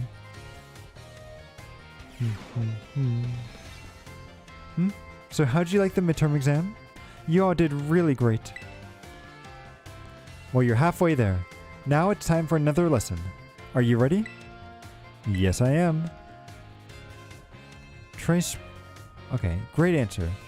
My friends, I knew I could count on you. Leading up with the midterm, we all learned all sorts of words from different regions. Starting today, though, I'll be throwing a curveball. We'll be beginning listening comprehension. Oh no. Oh no. Please don't tell me. So, what I was taking, like, I took Latin in my high school, and I loved the first year of Latin because it was very cool, and we went over, like, the history of Latin, how it was kind of the root of a bunch of different languages and all this other stuff. But then in the second year of Latin, I hated it because the teacher stopped speaking English and only spoke in Latin throughout the whole entire class. It was stupid. I hated that. I couldn't understand anything that was going on. So please do not tell me that's what you're going to be doing here. Let's see. Voyessa, go for it, my assistant, Pikachu. Wait, Pikachu? Okay. As you just heard, Pokemon can use words to communicate. It's not always easy for us to understand them, but their words have meaning, just as ours do. Pokemon can use language to share all kinds of information with each other, like the location of food or where there may be predators nearby. Gotta turn on those speakers. The same Pokemon cries may sound differently depending on what it wants. I'm sure you're all curious, so... That is, let's learn to Pokemon language, okay. Would you be so kind, Pikachu? Okay. Let me turn up my headset a little bit so I can listen to this.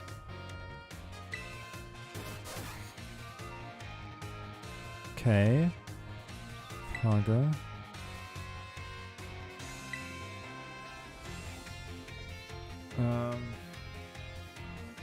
Can you say it again, Pikachu?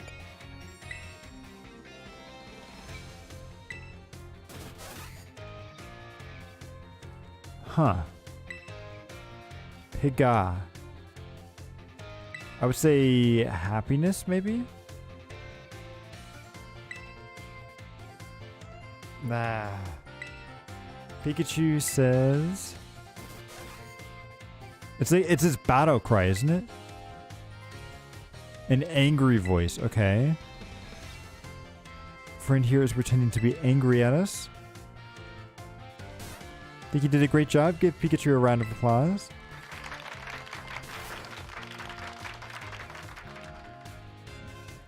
The same Pokemon can even communicate its feelings in many different ways. Their voices change depending on their mood and physical condition.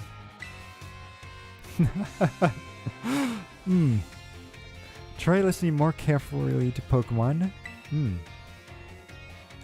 That having been said, Pokemon are quite mysterious creatures.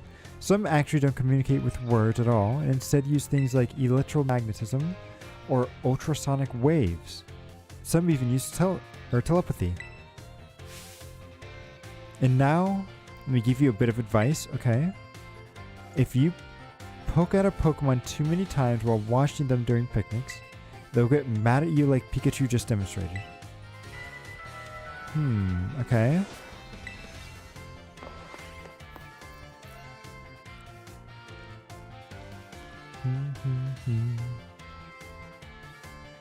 So I have no idea how that's going to appear on the test, but let's see. Languages. Yes. Are you going to have another Pokemon assistant? Or is there going to be something different?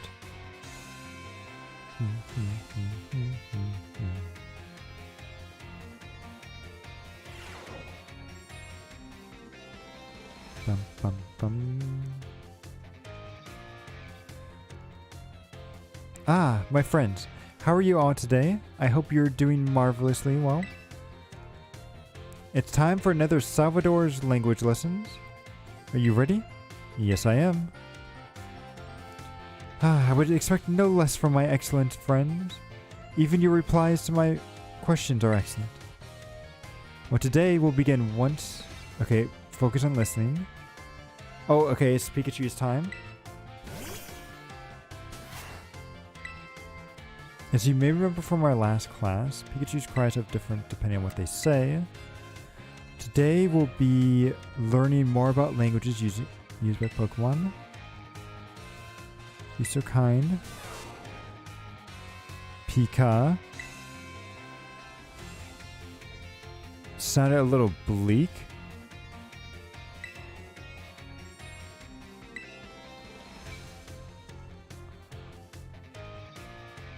Can you say that again?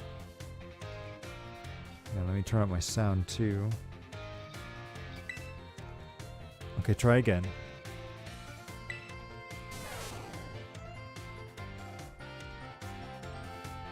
That feels like the battle cry it makes when you first encounter it.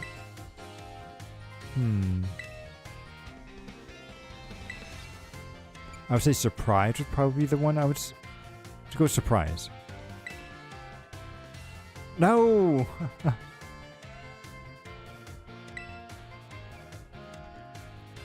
It dropped a tasty berry when Pikachu says Pika, expressing sadness. Okay. So there's crying. Funny joke, right? I am gonna fail this test so hard. I feel like I need to take notes.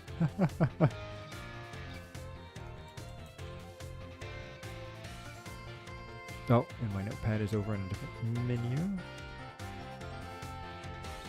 Taking notes is fine in class, right? So, format, fonts. Okay, so Pika is equal to sad.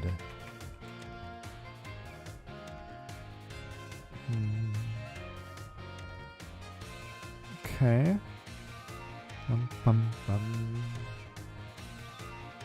Whoops. If you hear one of your Pokemon making a sad noise like this, treat them... You know, I don't even know if I heard sadness at all, but I'll take your word for it. For classmates as well as others, friends who support each other in times of sadness. Okay. Will be the final lesson before the test. Okay.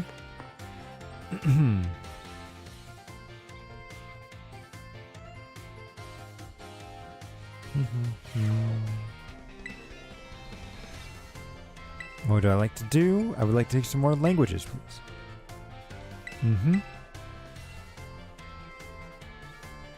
Don't be tardy.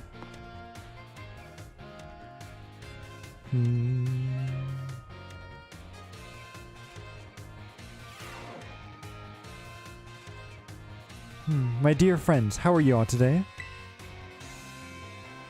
It's time for the last of Salvador's language lessons. Are you ready? Yes, I am. What a response. Great answer. Perfect lesson. Okay, so we have to go with listening again with Pikachu.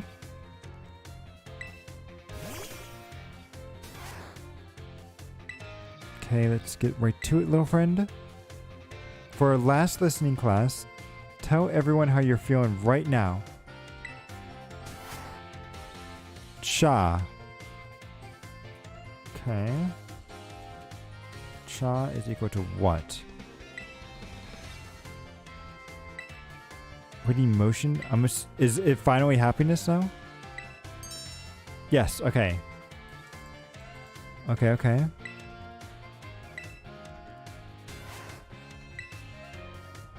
Expressing happiness doesn't make you just want to break out in a happy dance.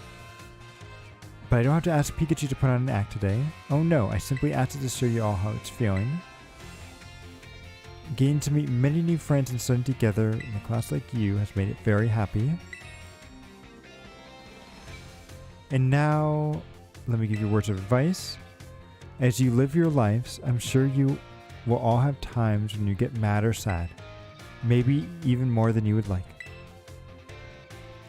Everything has its ups and downs. Life is a veritable roller coaster. But in the end, there is surely happiness waiting for you. So keep smiling, or keep a smile on your face, even in the hardest of times. When you're facing problems you can't handle alone, find someone to rely on. Our next class will be a final. Okay. I am very nervous about this final, which is why I had to take some notes. I'm hoping that they will pay off.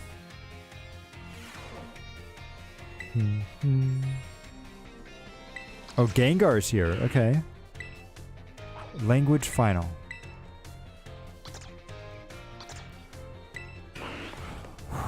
Okay.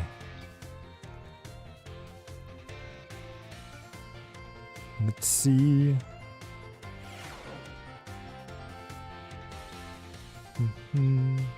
Take our final exam. Do our best. You ready? Okay, so which of the following means delicious? Oh, okay. This is a repeat of the last one. But it's this one. Which of the two foreign phrases mean... Oh, what do they mean?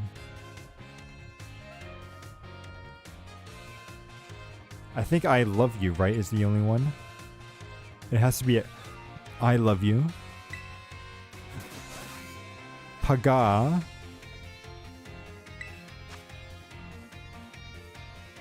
I think that one's anger. Because it's not the sad or happiness. So I think it's anger. Cha is happiness. Cha is happiness. I remember that one. No, what you're going. So what is your beloved teacher's name? Ooh, okay. Salvatore. They made it even easier this time. Nice. Done the pens. I assume the obligatory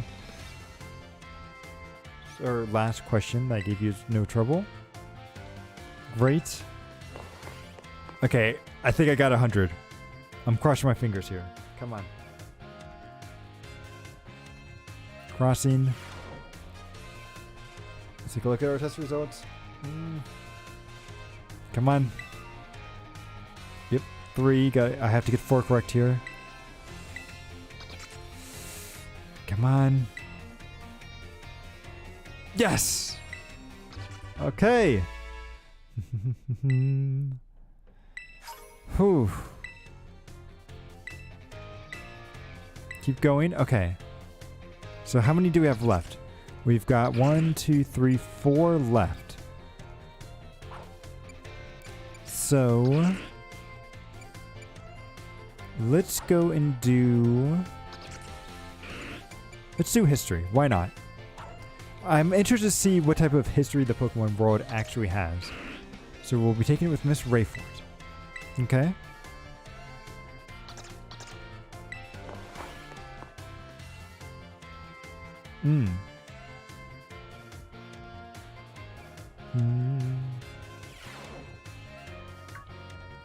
Ooh, I like her design. Oh, and look at that. It's Legends Arceus. Let's go. Oh, I see we have some new students here with us today. I like her design. She looks very cool. My name is Rayford. I'll be the one to impact knowledge of our past to you little minds. History is a wonderful thing, truly splendid. The lives of our ancestors throughout history forged the path to the present in which we live now. Today, you shall learn about the most mysterious origin of Paldea, the Great Crater. As you're all aware, a massive crater known as the Great Crater of Paldea exists in the heart of our region. The insides of this crater is called Area Zero, and research of its geological strata and material composition has shown that the crater is in fact over 1 million years old. In the background, development of Pokemon, yeah, which is really cool. I love how they're showing how Pokeballs were created over the years. It was long believed that a certain something rise from the bottom of this mysterious crater.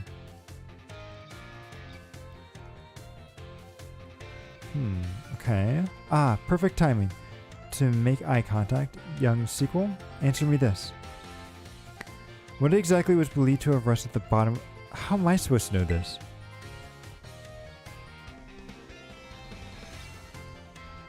I'm going to say a Snorlax? Because a Gigantamax Snorlax could have risen it up. I'm going to go with Snorlax. I know, her hair keeps twitching, which is really bothering me, but it's that little thing right there. It's so weird. Incorrect. Okay. An adorable answer, but be sure you were fooled by my use of sleep. Is treasure. That makes no sense. How does treasure rise up from... Okay, so that's right. Some people believe that treasure is more valuable than anything else in the world. Depends on the Great Crater. So much for dreams and treasure hunting, though. Before you forget, you should all do well to remember the Great Crater and Area Zero are both off limits. To all but to those who have official business there. Don't dare entertain the foolish notion of gallivanting off in Area Zero for research. It's no place for children dreaming of treasure and adventure. Exactly. We've got to do some post-game. And a couple of streams. So we'll see. Time already? Okay. But what kind of treasure would have just erupted out of the crater? It makes no sense to me, but we'll see.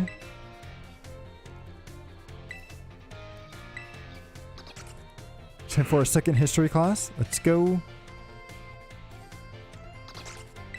Don't be tardy.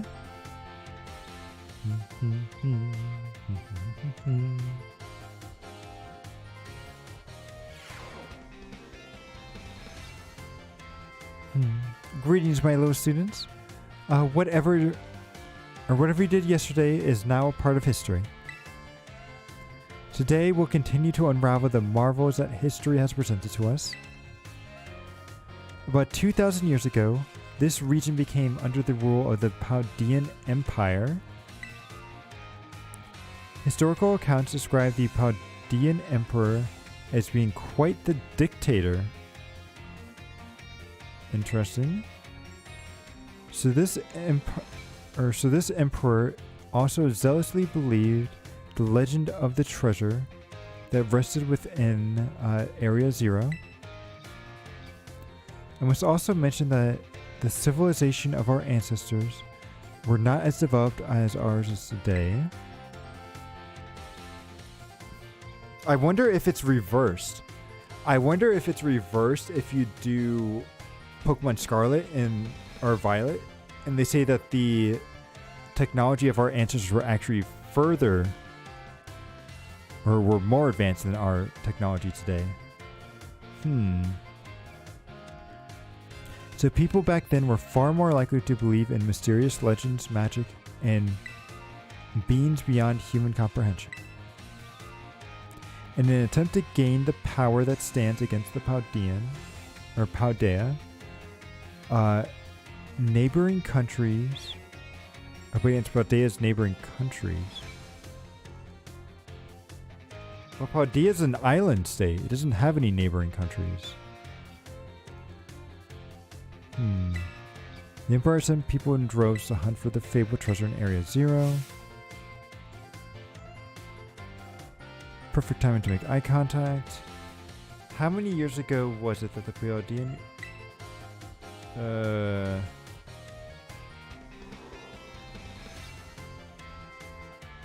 I'm going to say 2,000 years ago.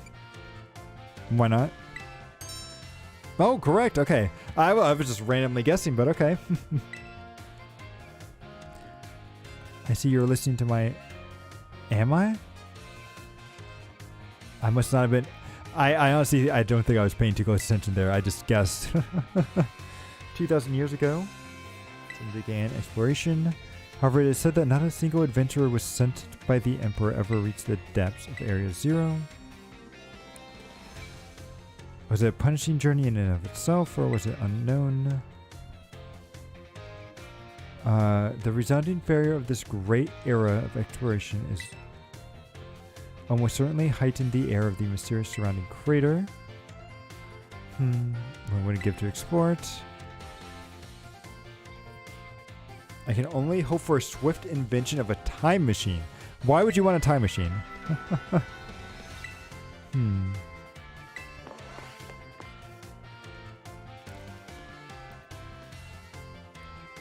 Yeah.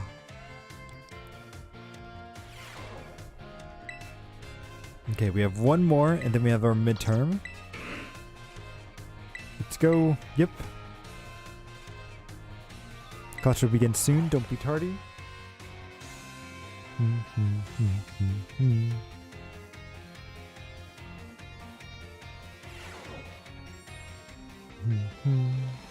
Greetings, my little students. Whatever you did yesterday is now part of history. Today we'll continue to unravel the mysteries that history has presented to us. As you should remember from our last class, Area Zero's great era of exploration began about 2,000 years ago. This era lasted for approximately 1,000 years, but not a single soul was able to venture all the way to the depths of Area Zero. Having poured much of its human and financial resources into exploration, the Paldean Empire fell into decline. 2,000 years later, or 800 years ago,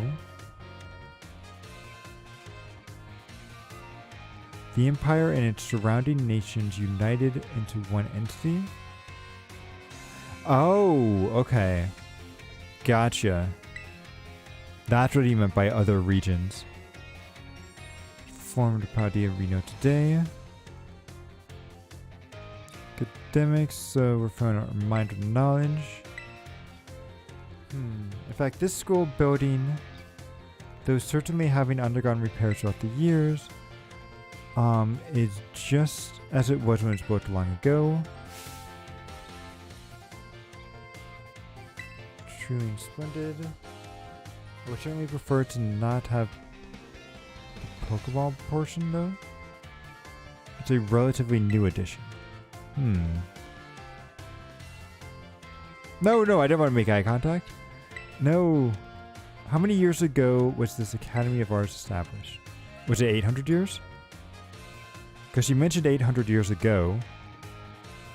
So that's what I'm going to say. Yes. Okay. I hate nothing more when a student only pretends to listen. This academy was constructed exactly 805 years ago. In other words, your academy is 805 years old. At the time, it offered state-of-the-art facilities and unique innovations. As such, people used to say, those seeking knowledge need look no further than the Orange of Paldea. That's right. You refer to Naranja Academy. Okay. It is said that this proverb of sorts was used even outside the Paldean region. Okay. There's a lot of dates here to remember. Oh, I hope I can remember them all. Let's see.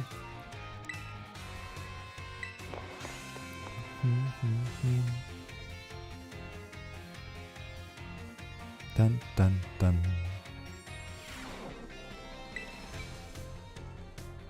Okay, yes, I would like to take my midterm, please. Whew, a little nervous, but let's...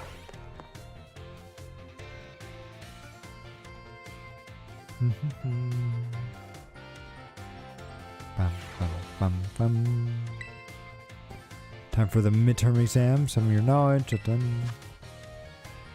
Okay, so what is the name of the geological formation at the center of the Paldean region? It's the Great Crater.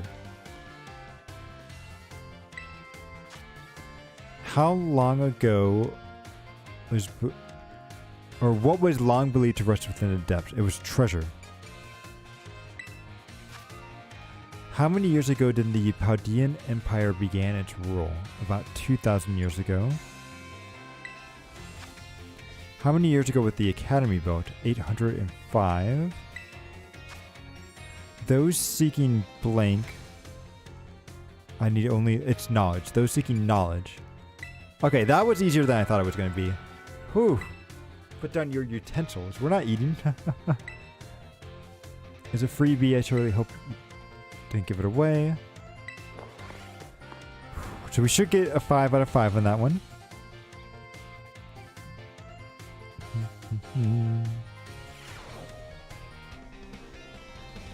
Feels great to get the test out of the way. It does.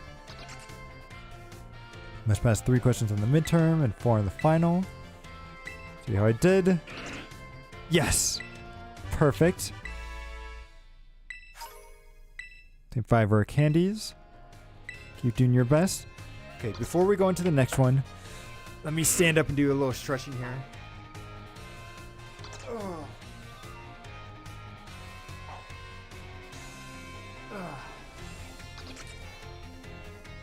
Need to get that energy flowing again.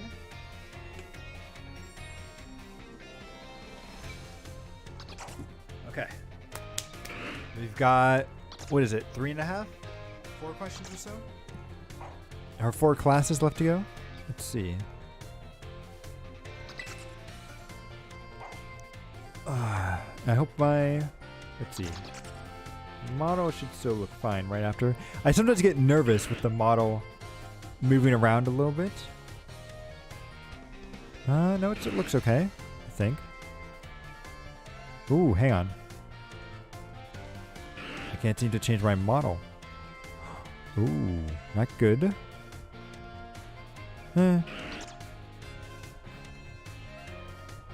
Still looks okay. It's weird. Usually the button to disable... Oh well. Looks fine. Just keep going. Bum, bum. Oh. Bum, bum, bum, bum, bum. Alright. Let's go to some more history classes. Bum, bum, bum.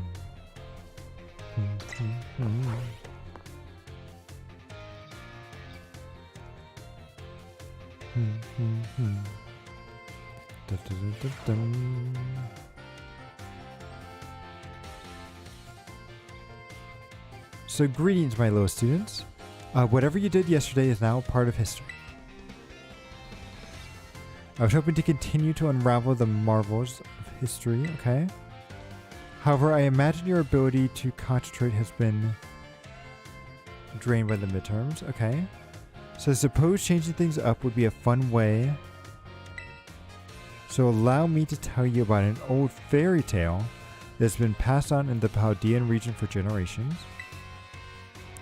So once upon a time, there was a king who very much enjoyed collecting treasure.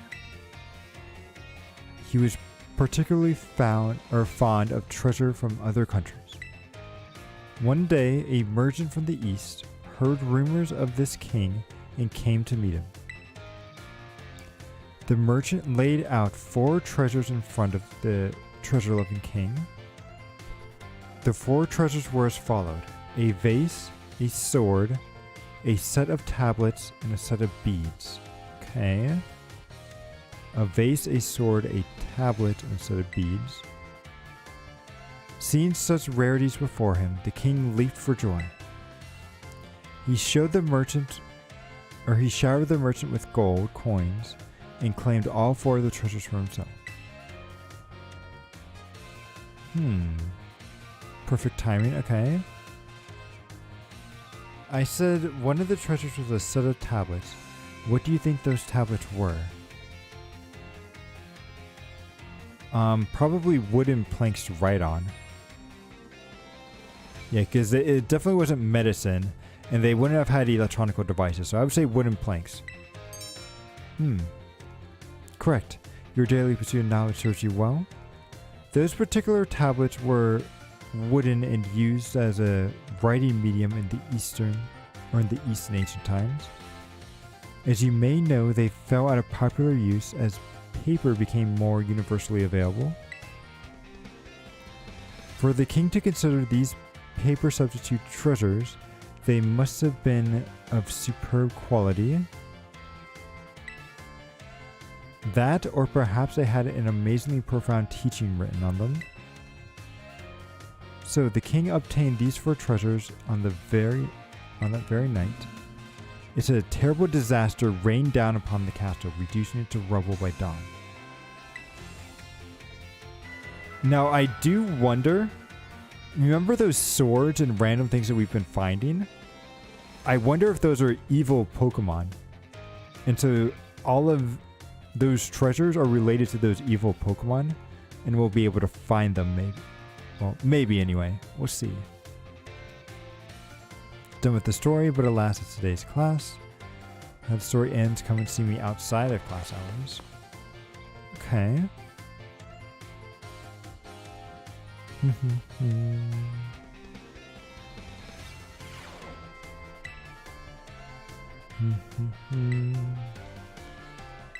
Okay, let's go with this one.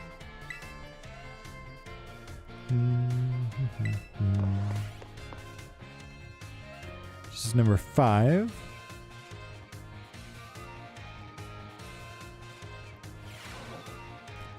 Greetings, my little students. Whatever you did yesterday is now a part of history. Today we'll be continuing to unravel the mystery, or unravel that history. Unravel the marvels that history has presented to us. I trust that you all remember our lesson from before.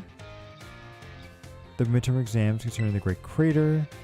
Its interior of Area 0. This mysterious crater captured the imagination of many, including former Paldean Emperor. 200 years ago, a group of explorers claimed to have finally reached its depths. The name of this team that achieved the great feat was the Area 0 Expedition. The team is said to have been made up of Paldea's best and brightest. Skilled battlers, brilliant researchers, talented individuals of all kind. Among the list of team members was the name of a man who was the author and brilliant natural historian Heath. Okay. After returning from the expedition to Area 0, he used his literary talent to record the events of the expedition and published them. Perfect timing. What was the name of the first team that made it down there? Oh geez, these are all so close. I feel like it's B. It's the expedition one, right? Not the Survey Corps, because that's Attack on Titan. I don't think it was the Adventurers. I think it's this one. Whew. Okay. Slipped from the flow of Richter. Really quite a clever one. The current name for the team, or the correct name for the team, was the Area Expedition. So the record of their activities were written by the expedition Heath. Books every day. Also known as the Scarlet Book, which is the book that what's his name has. Time to the entire region of Paldean was absolute budget with the Book of 0. Scarlet Book was so popular that practically everyone had a copy. However, the book itself was full of fantastic descriptions and illustrations of things that could never be thought of as real. The mass began to call Heath a liar. Even the truth of the expedition making it to the bottom of the crater was called into question. The Scarlet Book was condemned to the shelves of used bookstores as just another book of wild paranormal stories. Oh, that's so sad, but everything he has in there is probably true. Oh, that's terrible. There is a copy of one on one of the bookshelves in the ground floor of the entrance hall. Feel free to read it if you're interested.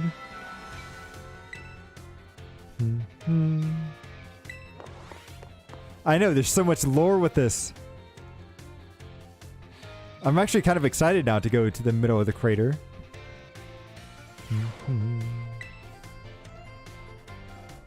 What class would you like to take? Got one more history and then we can take the final. Yep.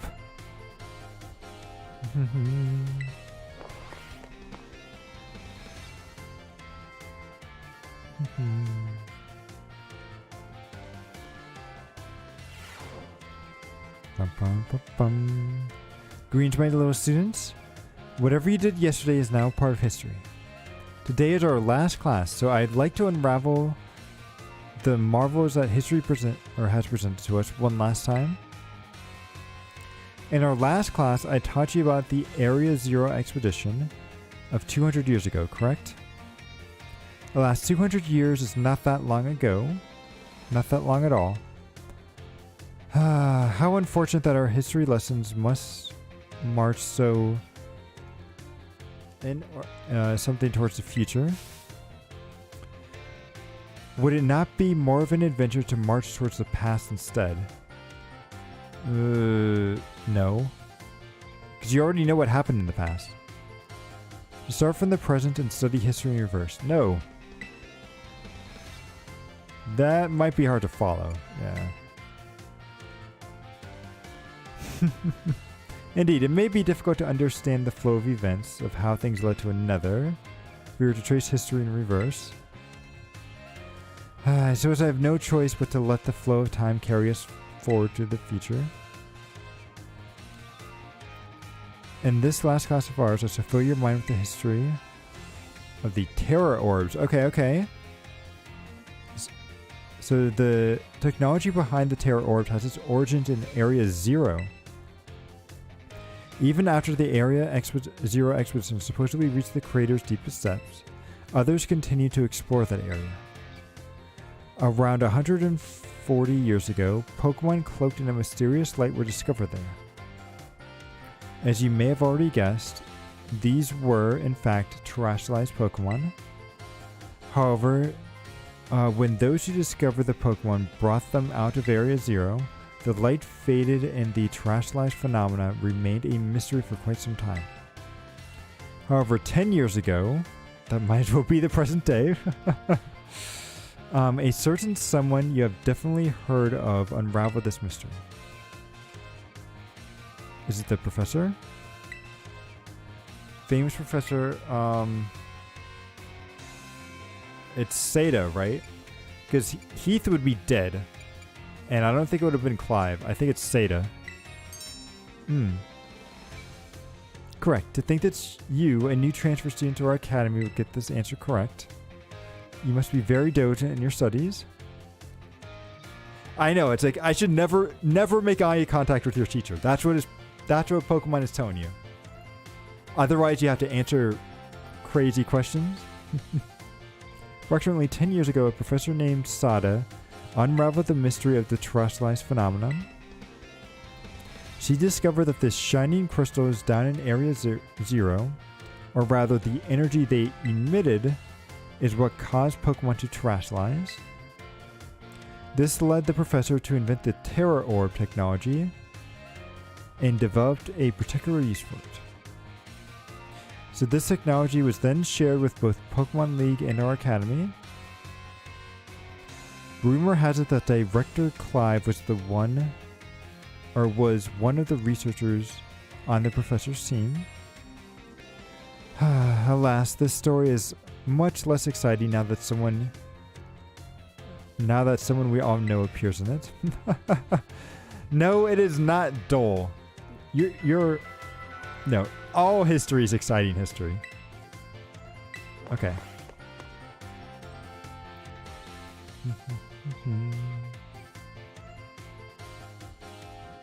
Dun, dun, dun. All right, it's time for our final class. Or, well, final exam. To be fair, American history is only, exactly. American history is actually pretty short, so you can consider that to be modern history. Yes, I would like to go to class will be soon, where I'm not going to be late to my final exam. At least I hope I'm not.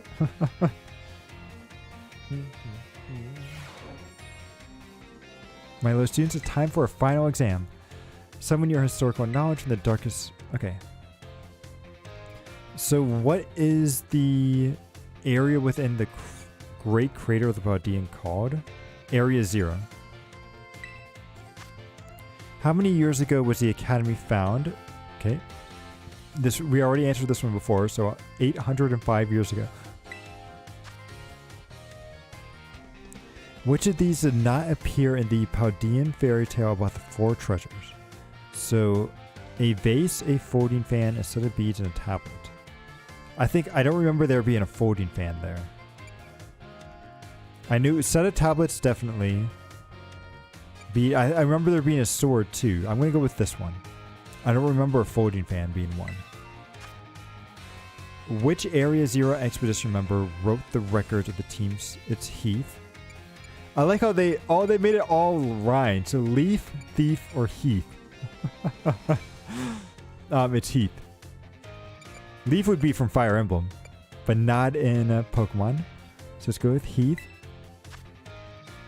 How many years ago did Professor Seda invent the Terror Orbs? Only 10 years ago. Okay, I think we did pretty good. Let's see what we got.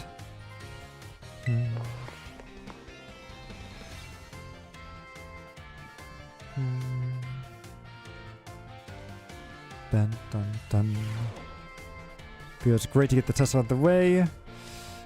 Let's see how I did my history test. Come on. Yes! Booyah.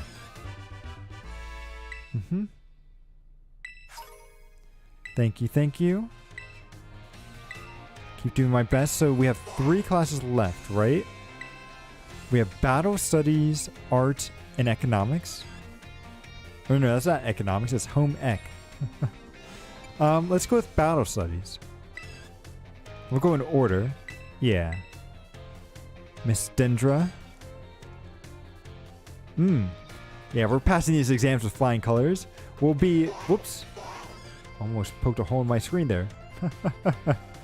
But we'll be not only the #1 battler, but also the #1 student as well.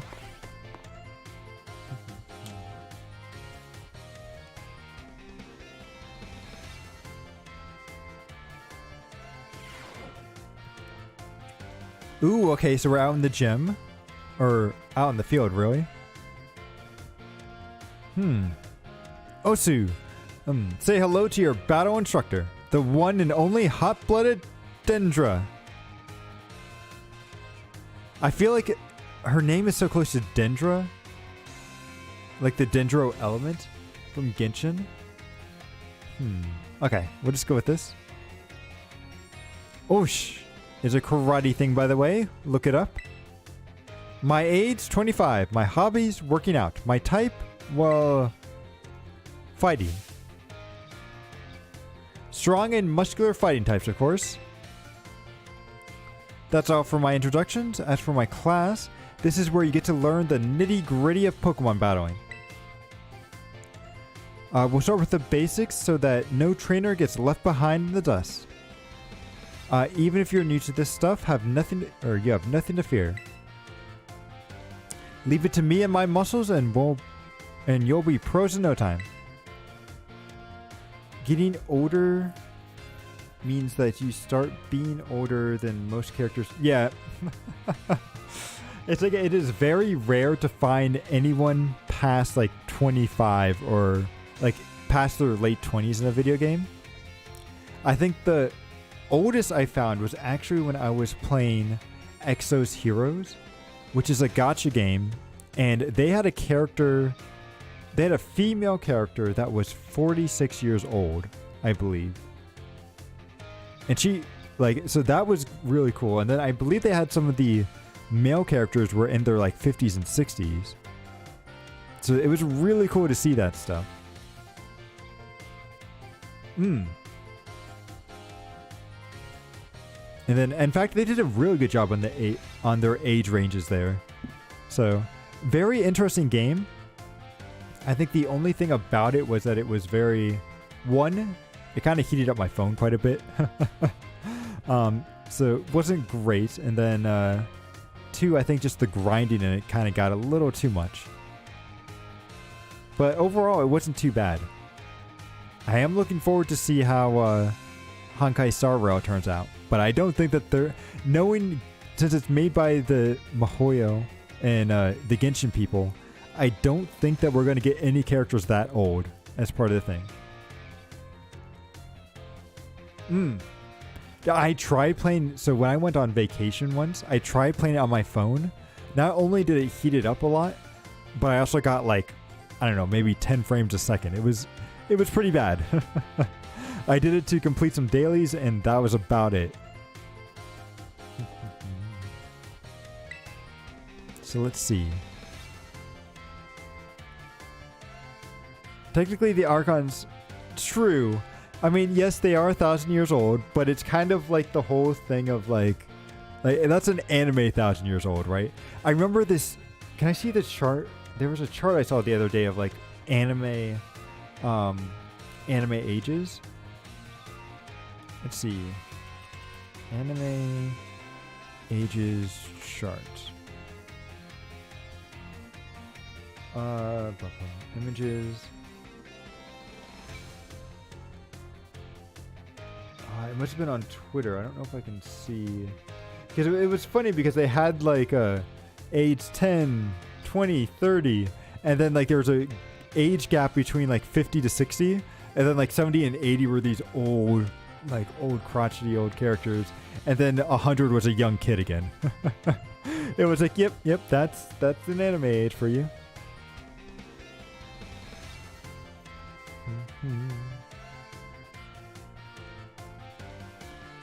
Aji, but then Agi.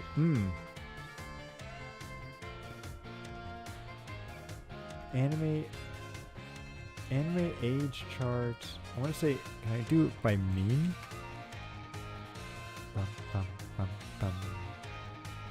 Yeah, Google is not showing me the good age. Okay, I'll have to see if I can find that at some point. But I just remember that being really hilarious. So Pokemon have all kinds of attack moves are at their disposal, and each move has a certain quality that you'll want to remember. Talking about power types and categories.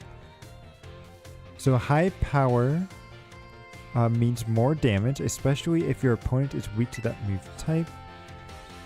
Heads up, new kid. Questions coming your way. There are two categories of attack. Do you know what they are? They are physical and special type moves. Moves you love and moves you hate. Oh man, isn't that true? Isn't that one true? There's a lot of talk for... Exactly, we should be battling here. Not actually answering questions, but let's see. Awesome, you're just as sharp as I expected. Looks like we have a new handle on the basics. Physical type moves do damage the higher the Pokemon's attack is, where special is based off of the special attack. On the other hand, Pokemon who get hit by these moves takes less damage if they have high defense and special defense. Yep. In conclusion, Pokemon are good physical type moves, raise their attack. Yep.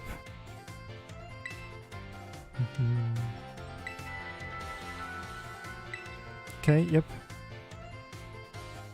To be fair, every time I battle in this game, I'm worried for a wipe. It's a good thing to be worried about. Because like you never know what, especially in this game.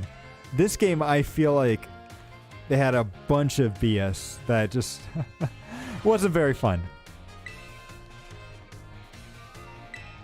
Let's continue on with our battle studies. Don't be tardy. I will try not to.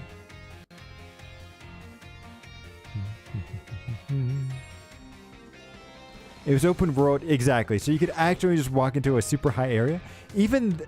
I feel like even when you don't walk into a high area, there was just a high chance of like, because I feel like when you went from the first Pokemon gym to like the first Team Star area, they were right next to each other, but they had like almost like a 5 to 10 level difference between them. It was really crazy. So about the treasure hunts, great adventure, and while you're running around out there, I bet you will come across some big shining crystal fairly often. These crystals are actually a collection of terrestrialized energy that spread or seep up throughout the ground. You can check on these crystals to battle Terra Pokemon with your friends or trainers. Call those battles Terra Raids. Terra Raids will face off against a Terra Pokemon in battle. They sometimes act differently than regular Pokemon, so you would need to be on your guard. Luckily, trainers can use a special action during Terra battles called Cheering. And there are 3 different cheers you can use. The first is to go all out, which boosts the attack and special attack. Second is to hang tough, which boosts the defense. Third, well, I guess we'll call it... This cheer restores HP for an ally Pokemon. What do you think it is? Probably heal up. Well, bam! Potion! I actually love these 2 more, but I'm going to call it heal up instead.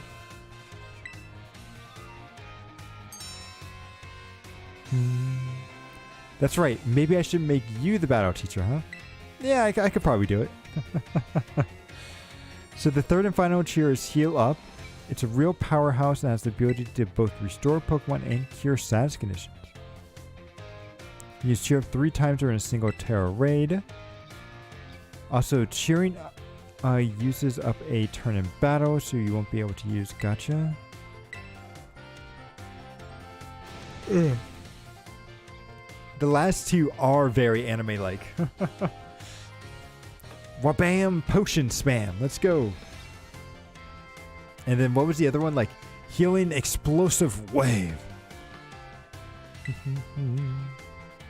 Try everything at your disposal. If nothing seems to be working, try cheering on your allies. Providing support for your team can sometimes open up a new realm of possibilities. Well, time. Everything's done. Let's go.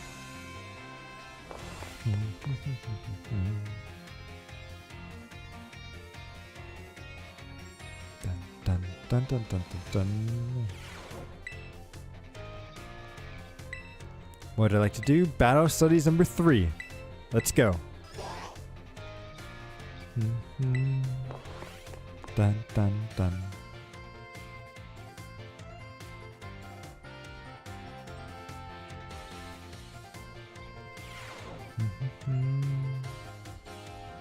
Another day, another round of battle studies.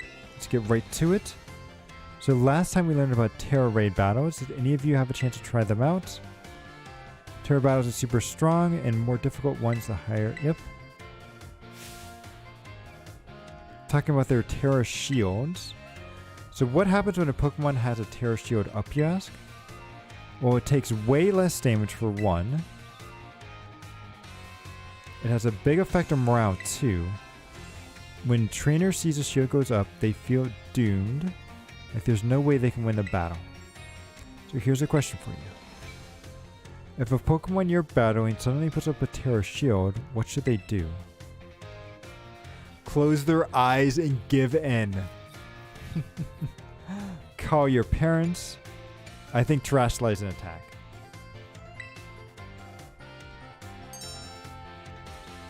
That's right, your regular Terra... Regular attacks won't work well against a Pokemon that has their Terra Shield up, but having your Pokemon Terrestrialize is an effective method to overcome the issue. A Terrestrialized Pokemon will deal more damage to a shielded Pokemon, especially if it uses moves that match the Terra type. Dealing enough damage to a Pokemon with its shield up can destroy and break its shield. Yep.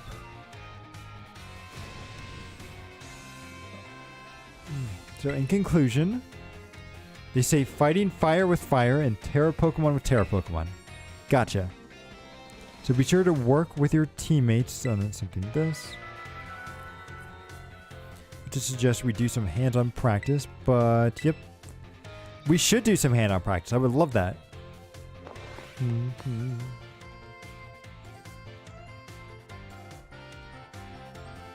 Dun dun dun.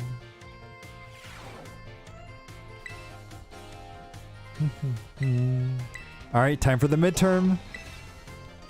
I think we got this. We've been battling all games, so we know how this stuff works.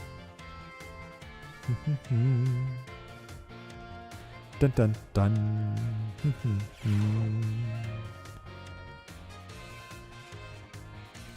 I'm sorry to all those who went to school. No worries, no worries. Just in a classroom, okay. Alright, time to put your game faces on and battle those test sheets. So the higher a Pokemon's special defense, the less damage it'll take from special attacks. Which of the following has no effect on move damage? So the move's name. How many trainers are in a Terra Raid battle? I believe 4. What is an effective method of breaking an opponent's Terra Shield? Terastallizing and attacking. What is Miss Cinder's favorite type? Fighting.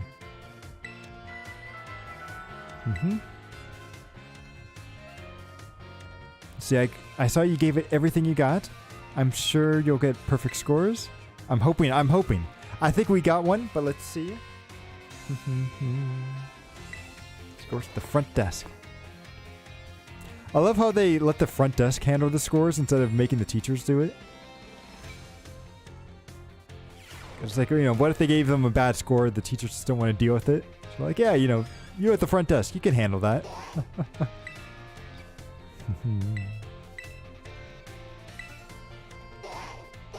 Yes, there we go. 5 out of 5.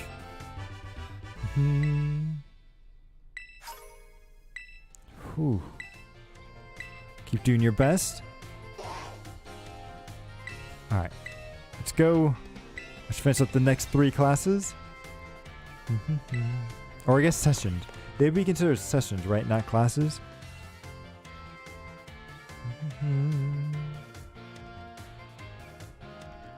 Dun, dun, dun.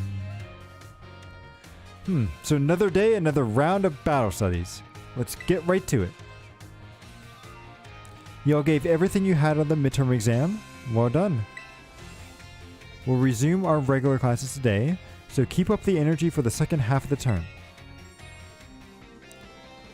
Let's see, have you all been using the R button to send out your Pokemon? No, I have not. I think it's bad.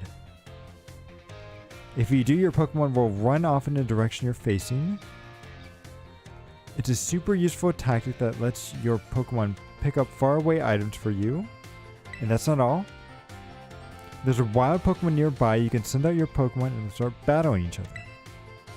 We call those Pokemon battles auto battles. Just as the name implies, your Pokemon will act on its own during auto battles, meaning you won't have you wanted to give it any commands. And if your Pokemon wins, it'll get EXP, just like it would in regular battles. So if you make good use of these battles, they can be really effective to train your party. By the way, do you remember that Pokemon won't evolve if they learn new moves right? You'll want to remember that Pokemon won't evolve or learn new moves right away if they... What? That's so stupid. Why would they add that in?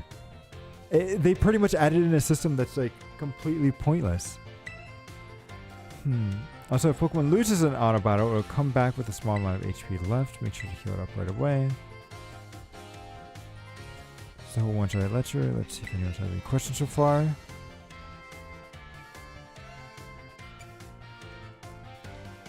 How do I stop an auto battle? Once it starts, okay, you can call Pokemon. Okay. Even during auto battles, your Pokemon are out there battling for us trainers.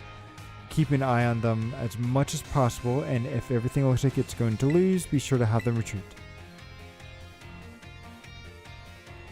Also, this goes without saying, but Pokemon with low HP are already worn out. They probably won't enjoy auto battling as much, so don't work them too hard, okay? Sure. In conclusion, auto battles only work with the trainer and the Pokemon have a relationship of mutual trust. Be smart with how you use auto battles so that you don't lose trust of your Pokemon.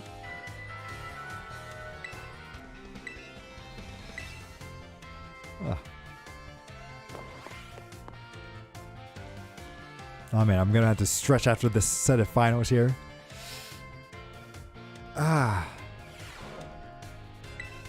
So going to class can be, it's fun and rewarding, but can also be a little boring. Dun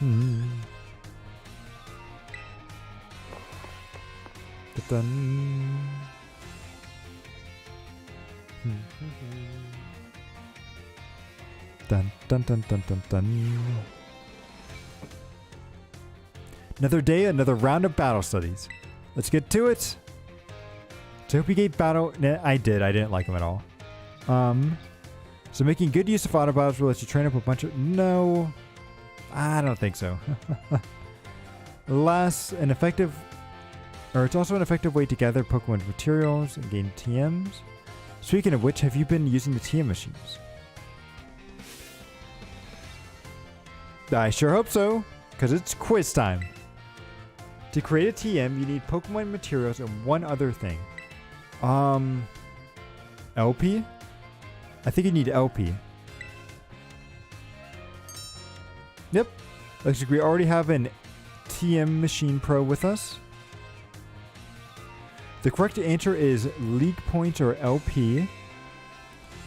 You can give League Points and Pokemon materials. And Pokemon materials to a TM machine and it can create TMs. That's not all. You can also exchange Pokemon materials at the TM machine to get LP. I've recently heard about some shady individuals getting LP illegally by using a technique called hacking or something like that. I wonder who would be doing that. I don't want you guys getting involved in anything bad like that, got it? Anyway, you can also add TMs that you want. Make to your wish list, and this will keep them for later.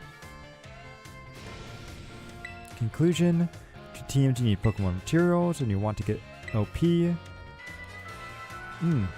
Okay. Bum bum bum bum.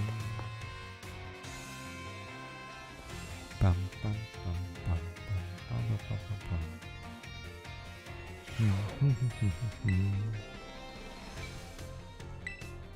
All right, battle studies. We've got one more, and then the final.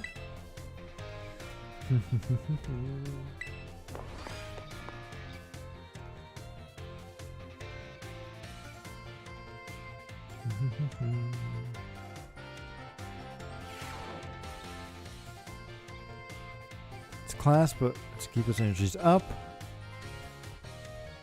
Oh wait, is that my Glupper right there? I thought that was a random Pokemon, but that might actually be mine. So you've shown that you all have more than enough knowledge to be strong battlers. I don't know that I have much left to teach you. But we can always aim for even greater heights. So today I'm going to teach you about the rules of Link Battle. When two trainers participate in a Link Battle together, they can engage in either single battles or double battles with each other. And if you play in a group of 4, you can battle each other in multi-battles, okay?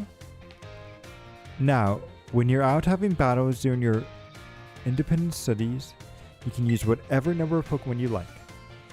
And they can be at any level, but in league battles there are special rules to keep in mind. Some of these special rules involve adjusting Pokemon levels. Now the no restrictions rule sets all Pokemon levels to their current level. It lets trainers use multiple Pokemon of the same species and multiple at the same... Yep. But if you choose normal rules, all Pokemon will be set to level 50, regardless of what level they actually are. This includes even lower Pokemon. They'll get power boosted to participate. Normal rules let you use multiple to the same Pokemon species, same item too. The great part about this rule set is that it lets any one of your Pokemon participate. All they have to do is learn some good moves and also get some good EVs as well. Last rule is flat rules. Mostly affects Pokemon over level 50. Such Pokemon will be set to level 50 for the duration of the battle. Flat rule set is the one often used for official tournaments.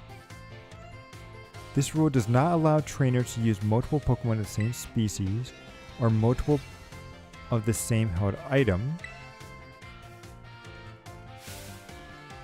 Alrighty, so here's a question for you. Which rule set would you pick if you want to use a Pokemon of lower level and keep its level low? So normal rules. No. It would be flat rules, right? Because normal would bump it up. So I think you would go with flat rules.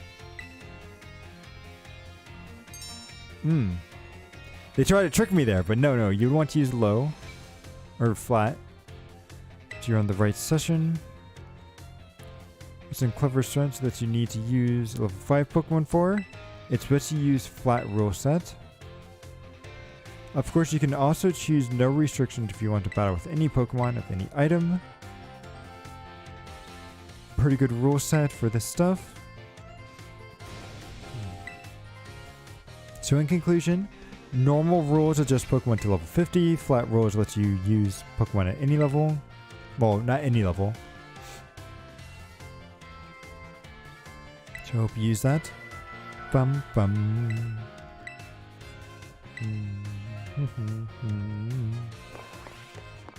Dun dun dun. Whew.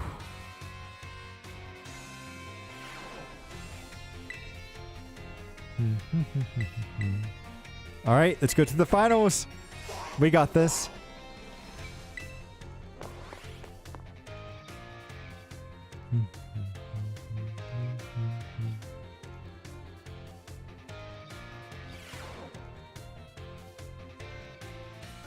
Final day for our exam.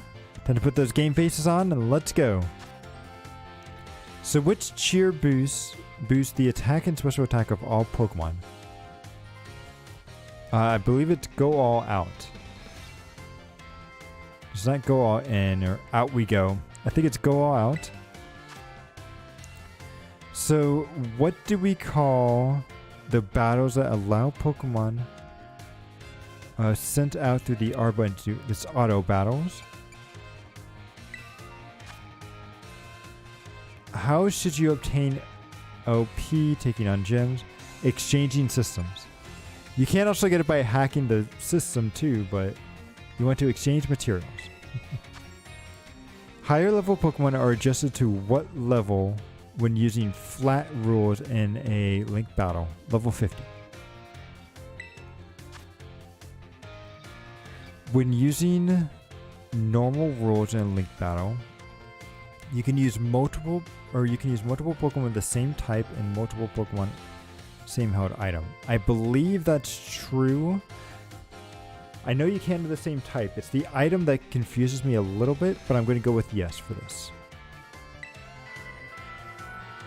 Okay, I'm actually a little bit nervous about this one. Just because there was 2 questions I'm a little bit concerned about. So hopefully I got at least one of those correct. Because that last one... And then there was like one in the middle, like number 2 or number 3. I'm not sure on, but let's see. Okay. 4 out of questions correct. Okay, how did I do? Yes! Booyah. Okay, I'm gonna become valedictorian here. Do your best. Okay, we got 2 left. So let me do one more stretch again. Actually, let me go and use the restroom. That might be a good way to stretch. So I will be right back.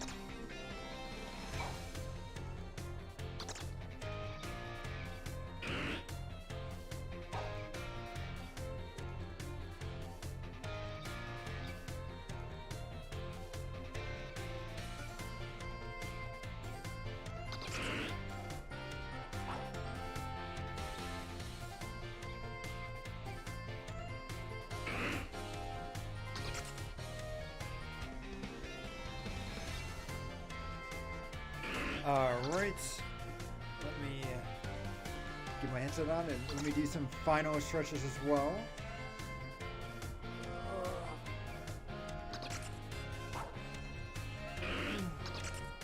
Okay, grab some water too.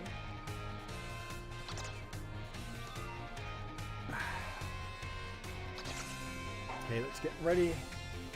We've got arts and home economics left. So, bum, bum, bum. There we go. Well, let's get to it.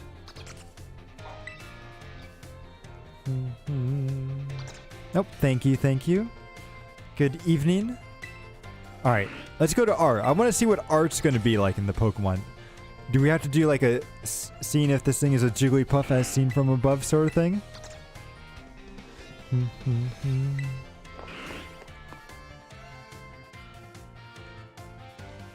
Bum, bum, bum.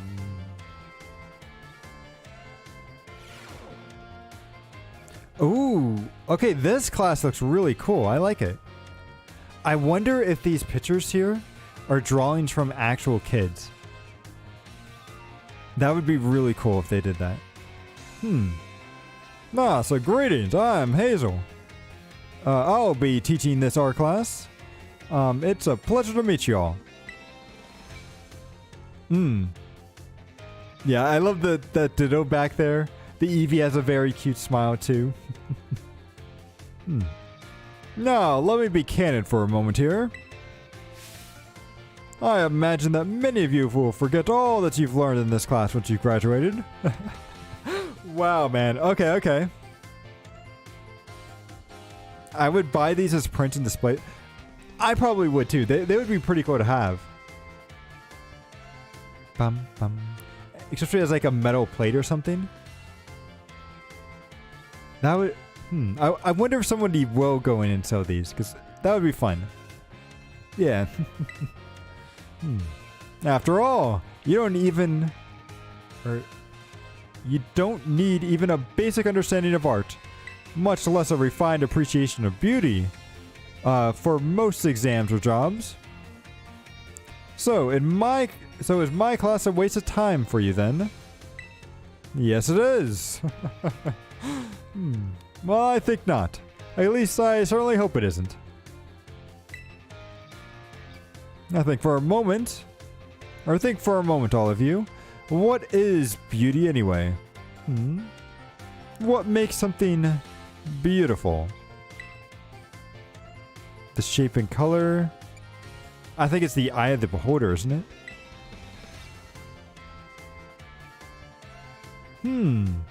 Interesting. Well, thank you, sequel.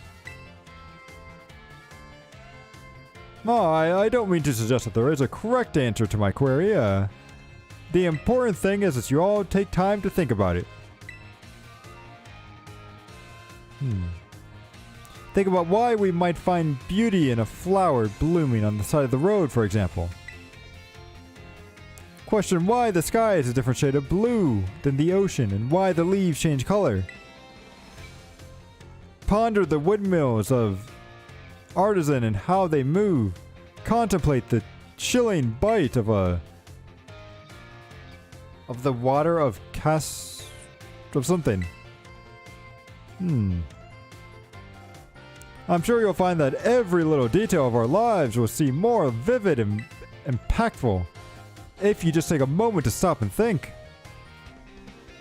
Well, you're right, but that's not really... Does that have to do with art? I feel like that's just learning more about life in general. And I'm certain that if you stop and truly appreciate the little beauties of this world, that'll help pull you through the days where you'll have to study, or where your studies will have exhausted you, or when work has dampened your spirits. Do you pardon me for waxing philosophical? Yeah. You don't need to understand all that for now. I like how everyone's taking notes over there. Even the old guy. To put it simply, it's true that one doesn't need art to survive, but it certainly makes surviving much more enjoyable. And I hope this class will add even a little bit of color to your lives. That's all for today. Next time will be more hands-on approach. Yeah, I know, the Star Raptor statue is just right there. I wonder who made that. Alright, art number 2.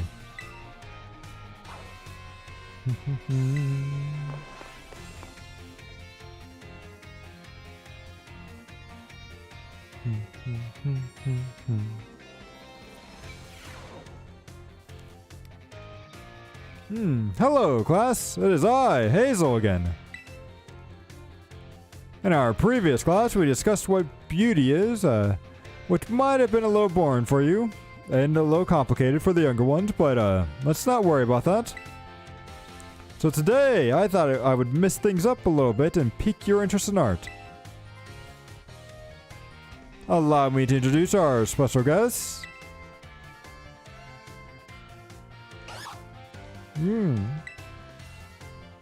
This is Professor Gibble, the assistant lecturer for today.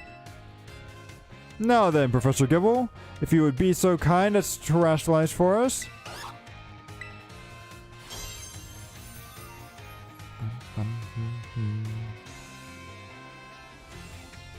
He's a grass-type Pokemon. Interesting. As some of you already know, a Pokemon can terrestrialize if you use a Terra Orb. Normally, Professor Gibble would be the Dragon type, but by terrestrializing and successfully changing its type. So, class, what type do these lovely glistening flowers of Professor Gibble head represent? It's the grass type. Excellent, sequel. Full marks for you.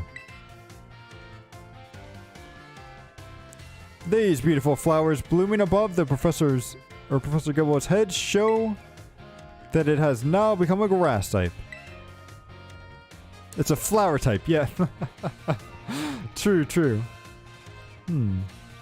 The shape of the Terra Jewels above this Pokemon heads depend on the Pokemon's Terra type.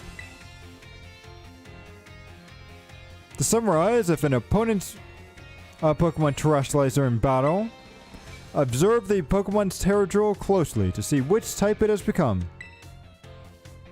After choosing choose effective moves accordingly.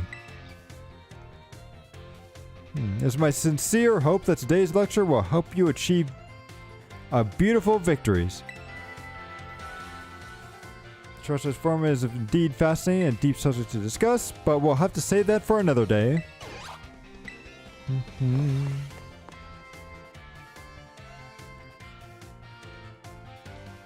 Dun dun dun. Good evening. Let's go with art class number 3. Yes, with Hazel.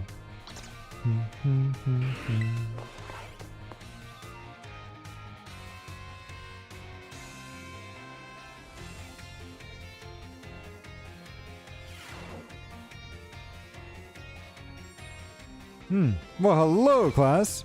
It is I, Hazel, yet again.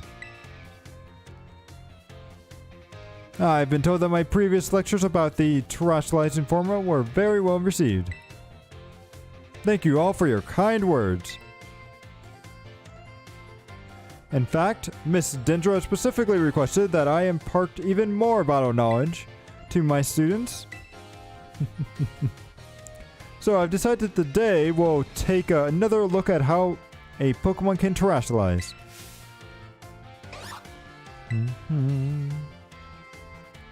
And of course, Professor Gibble is here to help. Now then, Professor Gibble, if you would be so kind as to terrestrialize for us.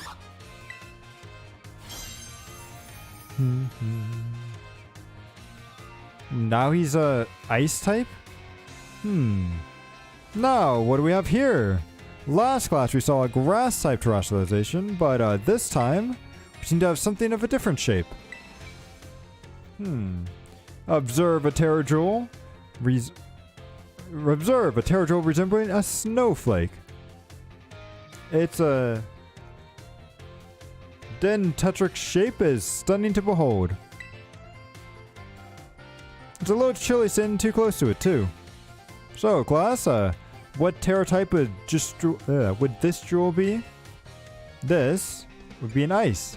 Also, how did you change Gibble's Terra type?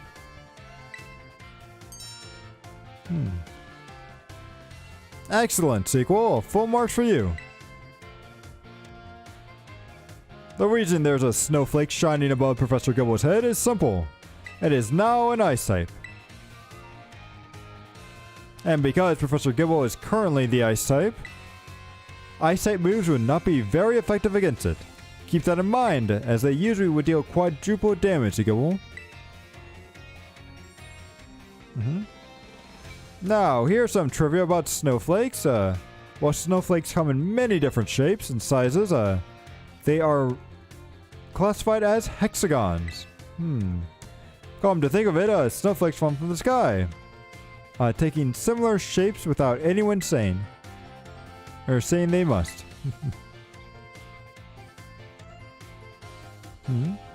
Do you feel the greatest mystery of nature? The beautiful enigma we live in? Or do you not feel the great... I believe that... Oh, you can change the types at the restaurant of the normal gym leader? Really? I had no idea. That's actually really cool.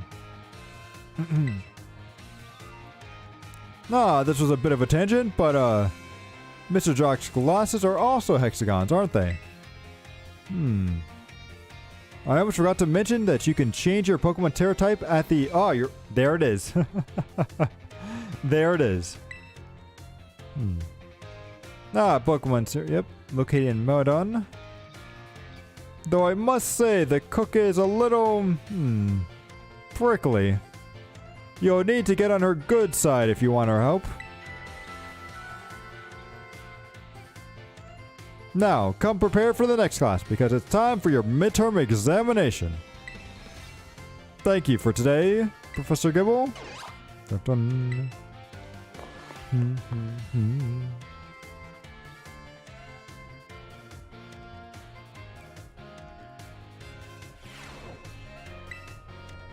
Alright, time for the midterm. Let's go. You see, you get shards from doing raids or exploring. Okay. And you can use those shards to... Gotcha. That's actually really nice because it would be... It's kind of a pain, right? If you can't control what Terra type they're gonna get in the wild, so it's nice to just be able to go and change them whenever you need. Begin. Okay. So what is the name of the gemstone that glows over a Pokemon's head when it terrestrializes? That's a Terra Stone. Or wait, it's a jewel. Uh-oh.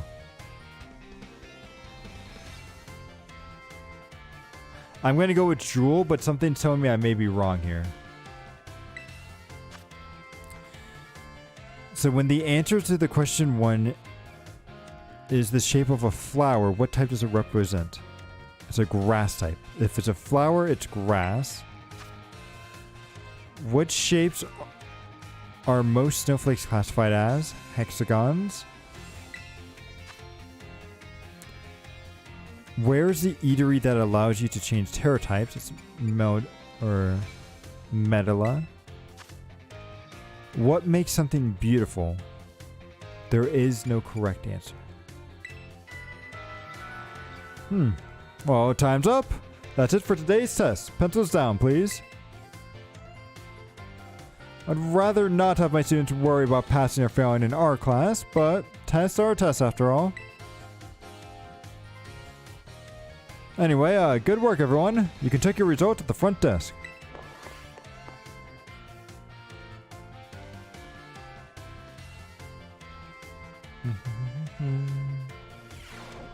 Okay, let's see what he says.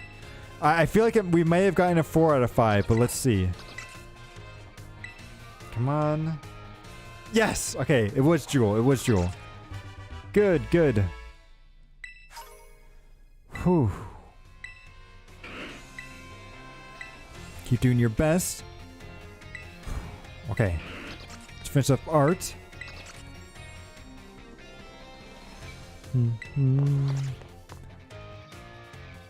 Bum, bum, bum.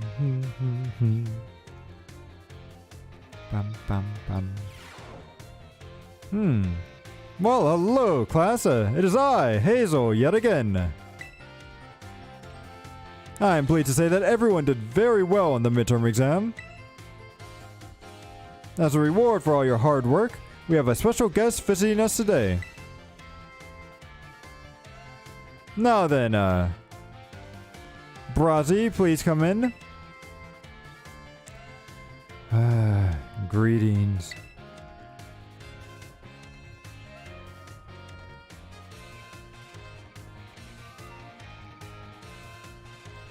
I'm Brazzy.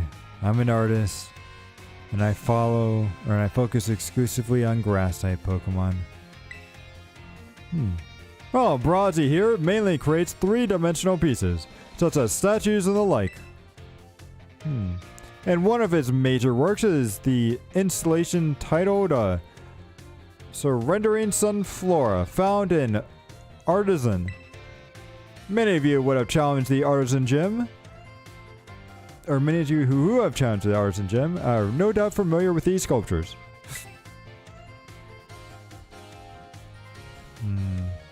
Yes, I do seem to recognize some of the faces among your students.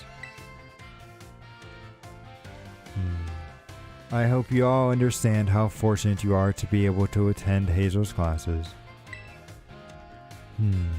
Oh, Hazel. Oh, Hazel is a man who saved me when I had lost all hope and gave up on myself. But he never gave up on me. I do not exaggerate when I say that he is the mentor in my life.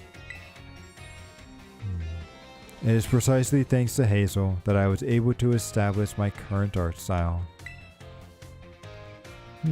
Ah, dear Brazzy. I have nothing against reminiscing about the old days, but today I hope you'd guide the class in a way that only you can. Of course. Let's see. Well, why don't we discuss about what Hazel mentioned? Surrendering Sunflora. Can anyone here tell me what mood or what my mood was when I crafted its detached expression? A sad mood?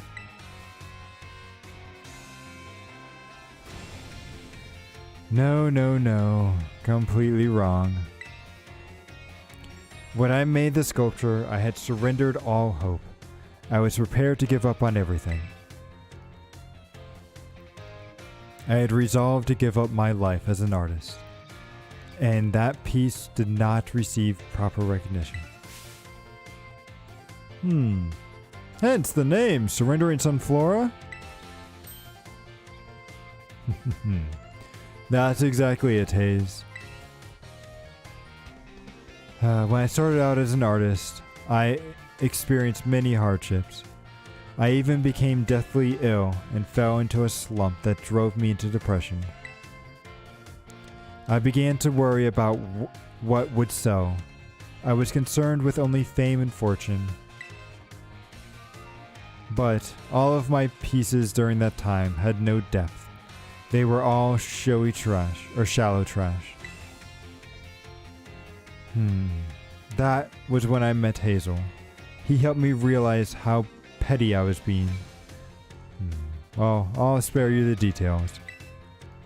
But in the end, I was able to leave that all behind. And that was when I crafted the Sunflora. Remarkable! Even I didn't know the full story until now. This kind of thing is hard to tell someone, especially when they are very close to you. Now, I don't doubt that you adolescents will often find your heads crowded with worries.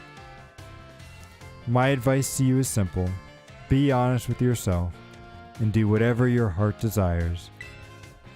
So long as you don't cause trouble, that is. That's all from me. I must admit, I'm beginning to feel a bit embarrassed, so I bid you farewell, Hayes. And farewell to your pupils as well.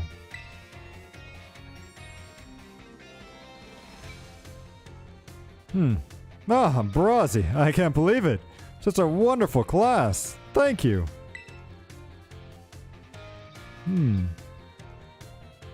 Thank you so much.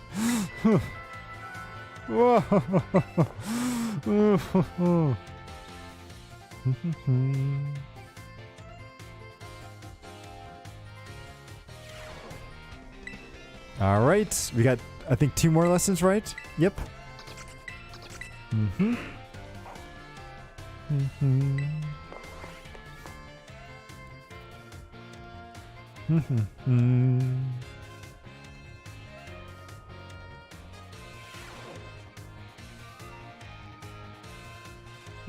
Well, hello, class. It is I, Hazel, yet again. First, allow me to apologize for losing my composure during our last class.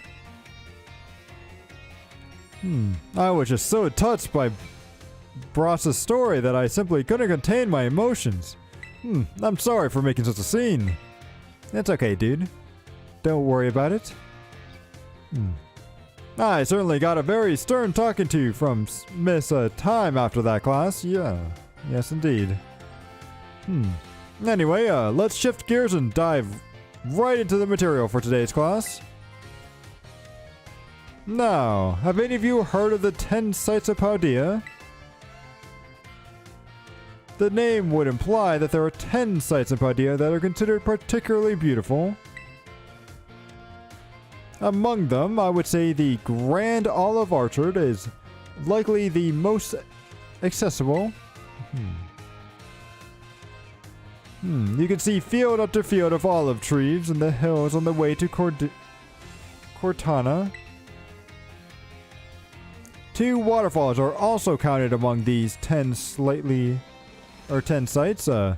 Fury Falls and Casarora Falls. Then there's the peaks of Glacio Mountain, known as the Paldea's highest peak. There's another cliff on Glacio Mountain that's named after a rather unique shape. So, let me ask you, my students. What is the name of the 3-pronged cliff on something mountain? No need to grasp the straws. I think it's reach, right? No, he said grasp at straws. It has to be grasp, right? He's giving us a clue there. Exactly.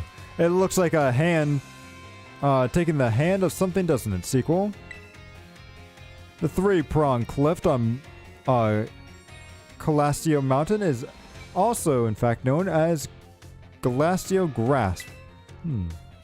Though its shape is far too stubby to be that of a human hand, I imagine someone thought it looked like a Pokemon hand grabbing something.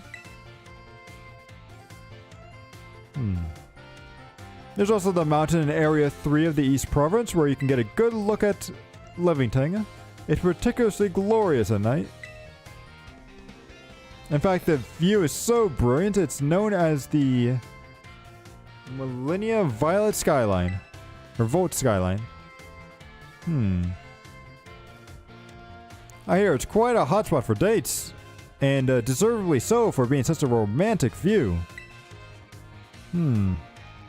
I imagine it's what the kids say these days. Very fleek selfie spot. I don't know if I've heard anyone say fleek. But then again, I'm also not a kid, so I probably wouldn't be the best one to ask about that. Of course, you may feel that that not all the 10 sites live up to their grandiose names. How often do we visit some touristy spots only to be disappointed? Not to say that you shouldn't go and visit them, only that you should keep your hopes in check.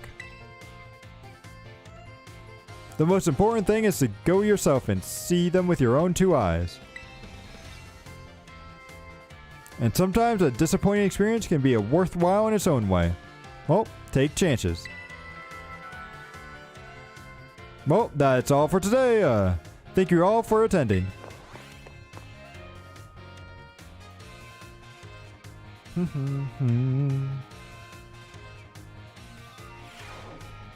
Okay. Do we have one more? Yes, we do. Okay. Whew. Don't be tardy. Don't worry. Man, that was a lot of stuff that he went over in that last class, though. I hope none of that is on the exam. Hello, classes. I, Hazel, yet again. My, how time flies, as they say. Indeed, our time together has certainly flown by. It's hard to believe that this is our last class. Now, our topics for today may feel somewhat unrelated to arts.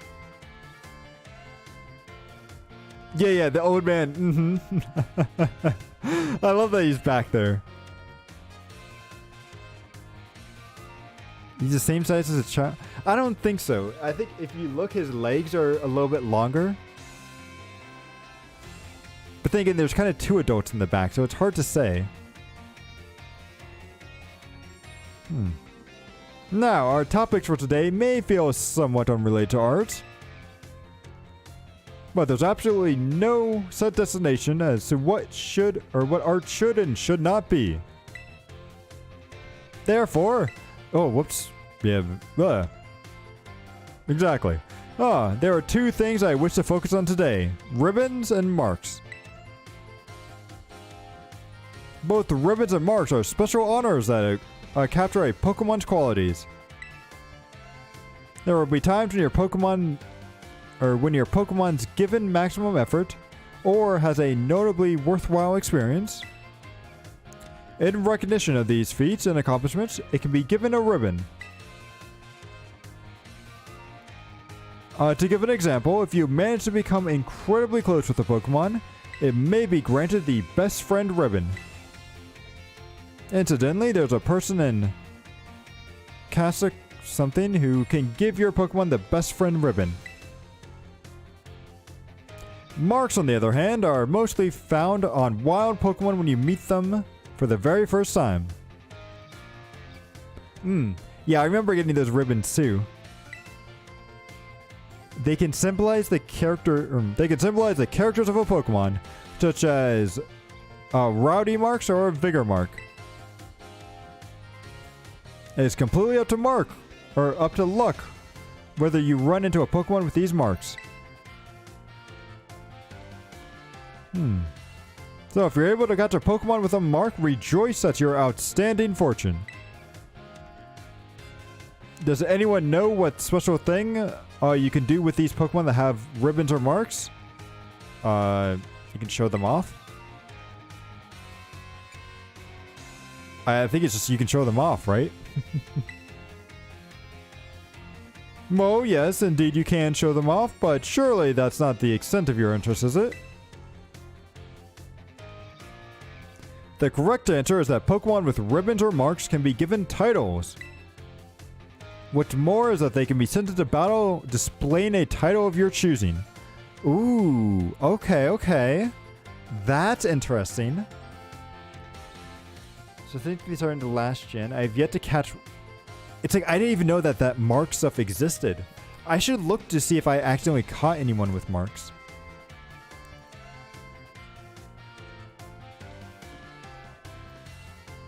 See, they can also have nicknames. Okay.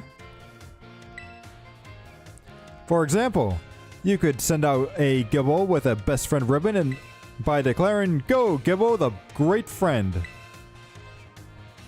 And while I know I just said these marks are generally found already on Pokemon when you meet them for the first time, it seems that more recently, Pokemon can be awarded certain marks based on their efforts.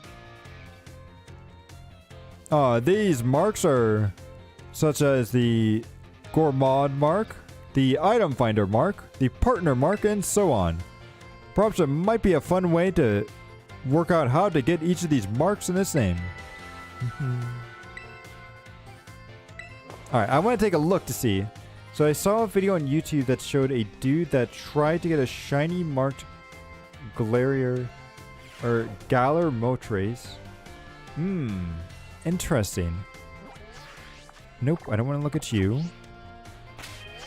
I want to see. So let's take a look at any of our Pokemon here first. So would a mark be over here? Doesn't have any marks. Okay, so none of those do. Let's go to our box. Bum. Nope. Nope. Summary. Let's see if any show up. Somewhat stubborn. I'm not seeing any marks.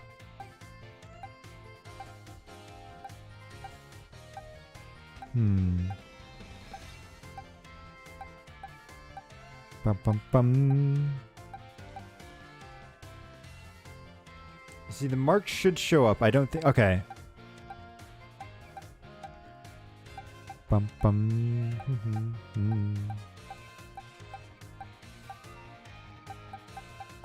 Oh, wait. Is this only box... Oh, it only shows box 1. Okay, then I have to go to box 2. So we're on cliff. Bum.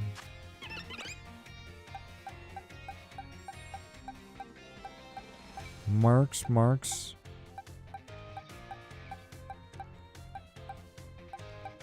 Wait, hang on. Why is this one different?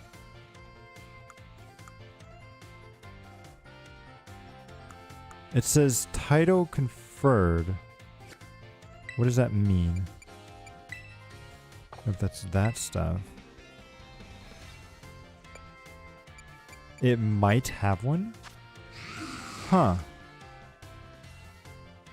But it doesn't let me assign anything to it.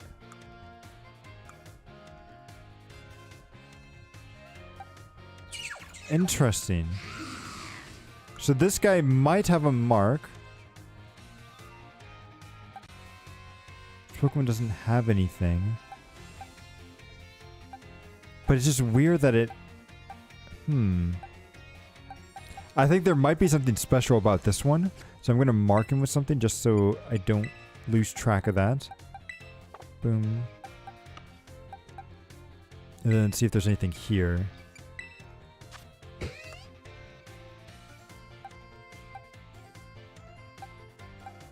This one's also different too. Huh. Oh, maybe because it's a first evolution? Can they not have...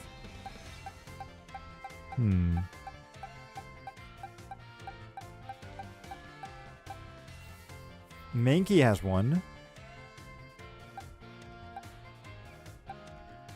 Huh. Okay. Weird. So maybe, but maybe not. Alright, let's go take our final. And then we just got one more class.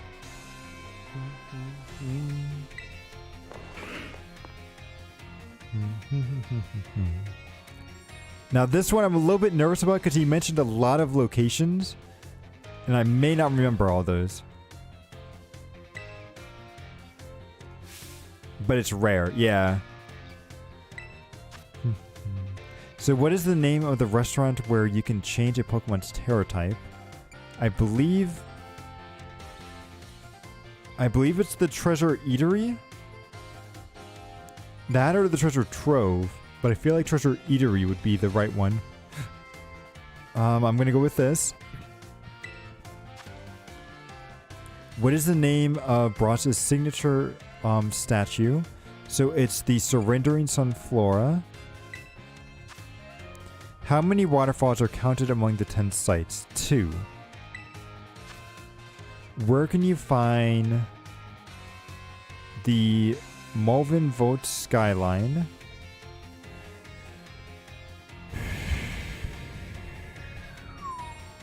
I do not remember this at all.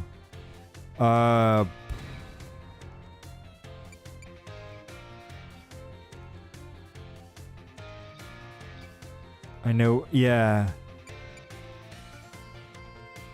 Kabapoka? Livonica? I'm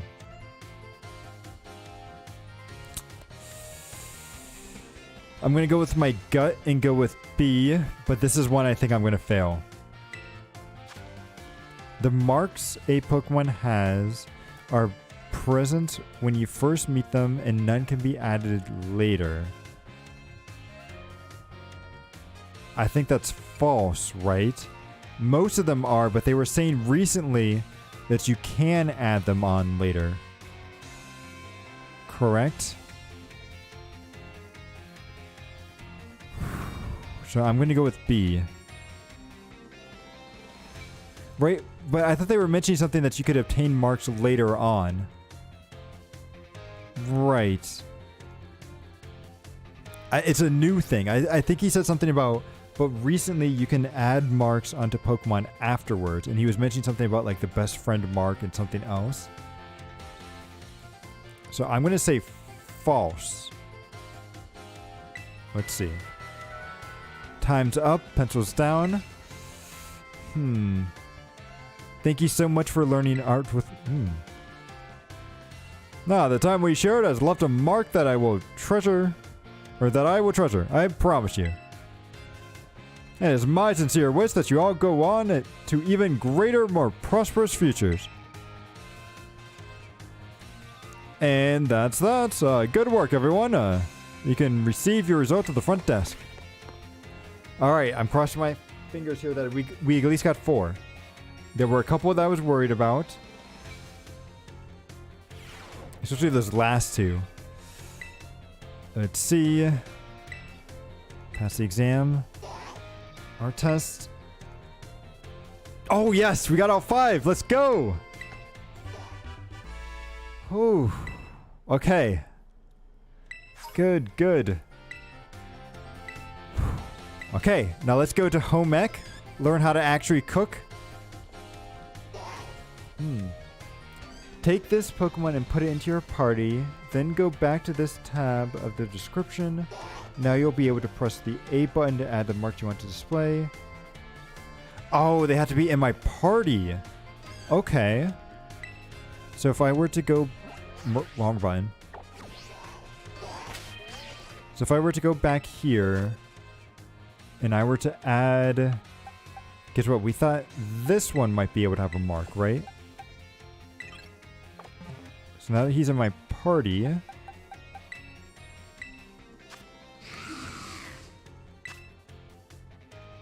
An uncommon mark. A mark for a sociable Pokemon.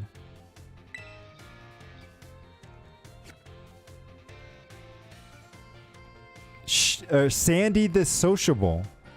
Oh, okay, okay. Ham, what were the other ones then? Because I feel like we also had one in group in the last box as well.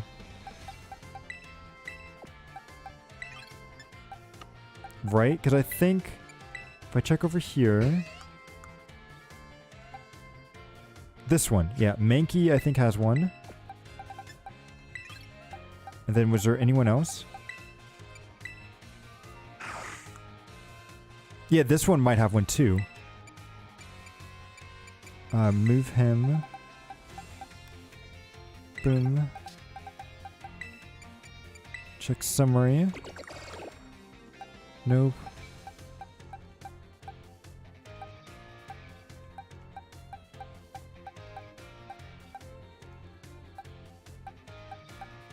Nope, okay.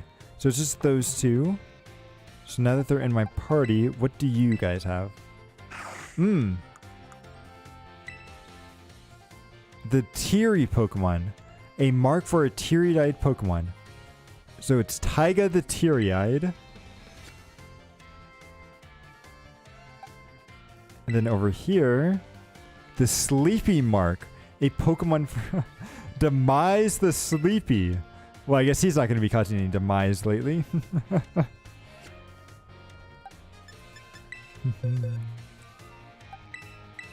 Interesting. Alright, let's get Friezasaurus and Bezo in here. That's true. Nightmares are rather scary.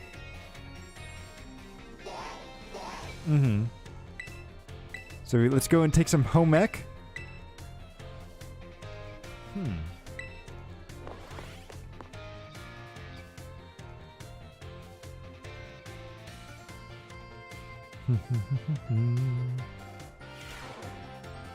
Oh, interesting. This is our home ec teacher.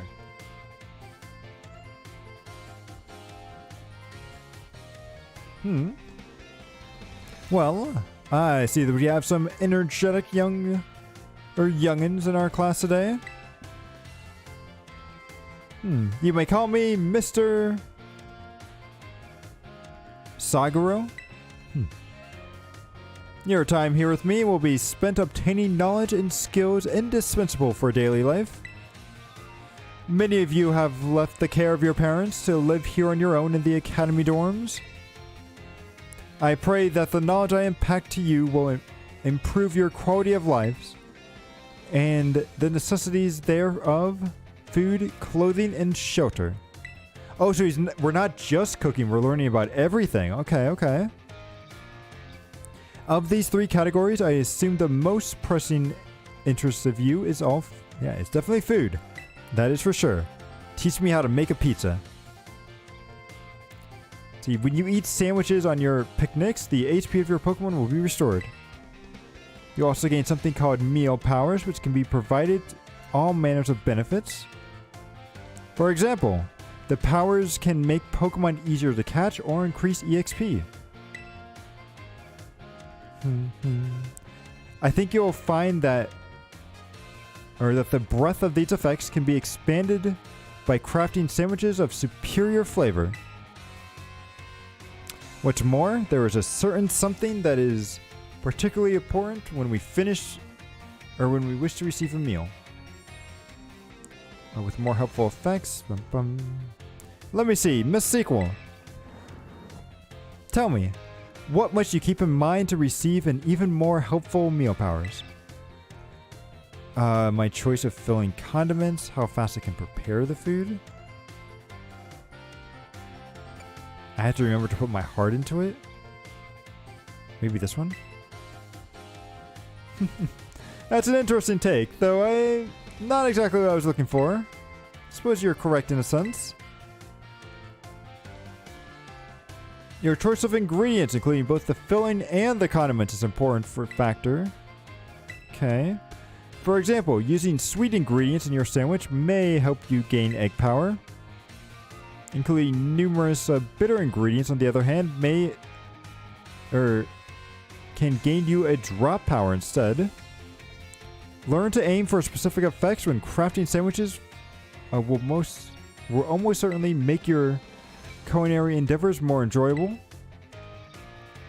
Please be aware, however, that you can also receive meal powers by eating at restaurants.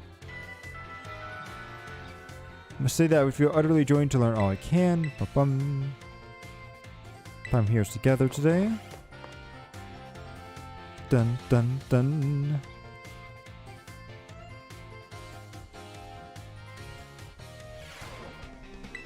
Alright, let's go into class number 2.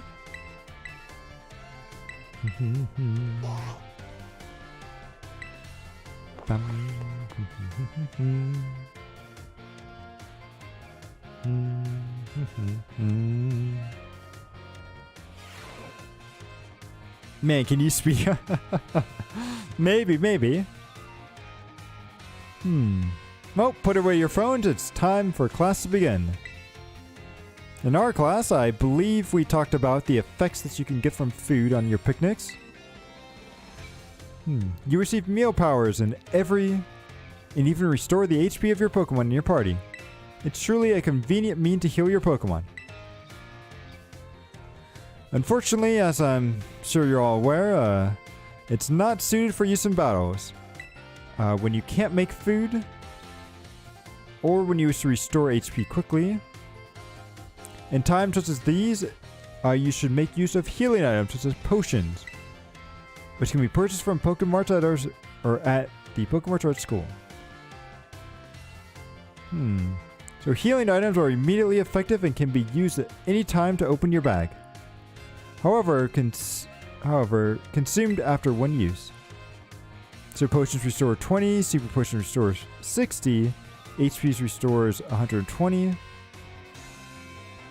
The pricier the item, the more HP it'll restore. Keep that in mind on how much money you have. However, unforeseen happenings are an expected part of travel. It's in the place. Why buy items when people drop them? True. Imagine, if you will, the following scenario. You find yourself with an injured Pokemon, but you have no potions and are out of sandwich ingredients. There's no Pokemon centers nearby. Tell me, Miss Sequel, what should you search for? Probably items. Exactly what you were saying, right? Items on the ground. Perfectly correct. Miss Sequel, I see you're well learned in survival tactics. If you see something shiny on the ground, it is actually an item that's been dropped there. You may be able to find restorative items such as an orange berry or a potion this way. Use the R button to send out your Pokemon as well. And then there are berries, of course. Berries, by the way, aren't like items from the shop. If you let your Pokemon hold one, it'll decide to use one on its own during battle. Letting your Pokemon decide this time for itself can be quite interesting. At any rate, if you find your needed healing, I suggest you look around for shiny items on the ground. If you can't find such items, then you may employ something. Yeah, let's go. I like how it's better just to be, go be lucky and try to find random stuff on the ground to heal your Pokemon. Not to take a taxi and fly back to a Pokemon Center. It's just, no. Just keep going. Eventually you'll find something, maybe.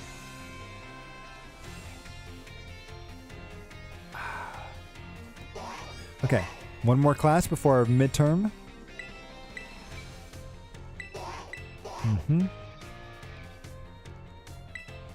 Bum, bum, bum.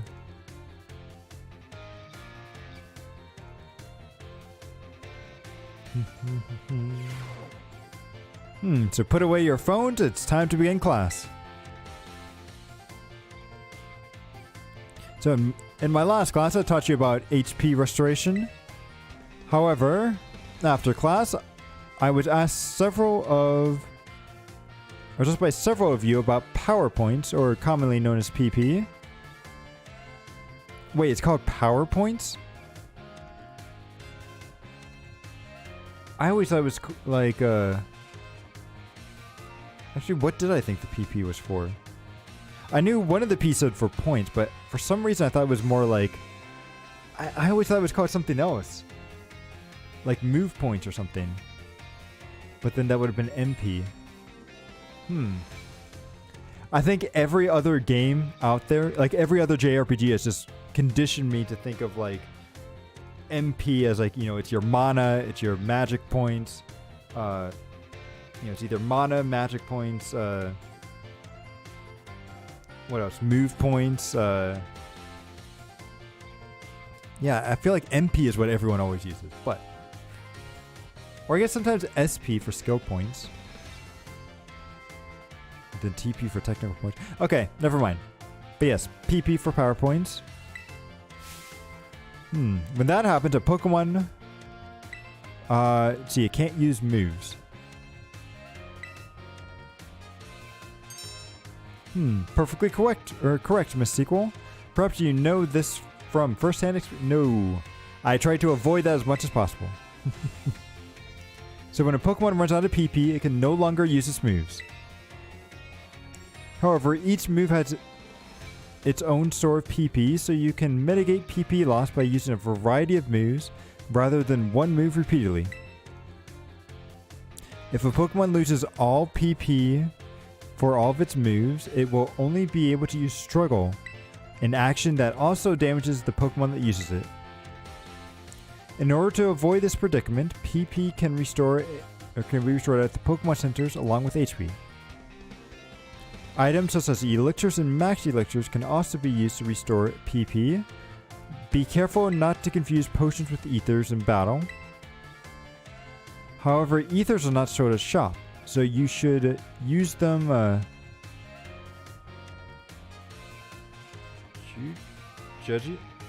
Something if you find them. You should be careful if you find them. The stronger the move, the lower its maximum PP. Do not waste uses of a move unless you wish to quickly run out of PP. It's important to find a balance in a Pokemon set of moves. As you can see, HP is not the only thing you must keep an eye out while adventuring with Pokemon. So if we take that into care to ensure that your Pokemon perform at their best.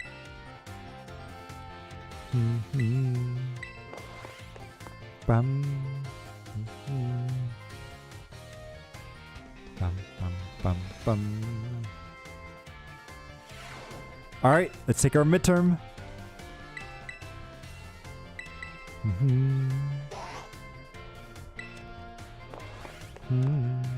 Dun, dun. I kind of wish that the music would change whenever we took a final. Or maybe it does. Let's see. Justin, tell me what you've learned. No, it doesn't change. I wish it would change to be something a little bit more dramatic. So, which is not an effect of a Pokemon meal? I think increasing speed is not an effect. Because HP does get restored. I believe it also cures poison. And you do gain meal power. So I'm going to go with increasing speed. Which of the following affects the kind of meal powers you receive from a particular meal? So fillings and condiments are it. I like the color of the utensils. I love how that's an option. But yes, filling and condiments. So which of these berries can restore... an orange berry can. I believe these two heal. One is probably for poison and the other is for paralysis, I think. But orange berry, I believe. So Leonardo wants his Pokemon to decide on its own when to use an item, so he gave it an orange berry. This will work as he hopes. Yes. True. You can change the table. Oh, you can. Really? I had no idea you could do that. That's actually really cool. So if a move runs out of PP, it can no longer be used. If a Pokemon runs out of PP for all of its moves, it can only sit there in frustration. False. It can actually struggle. It can actually use the move struggle, but it does hurt itself. So false.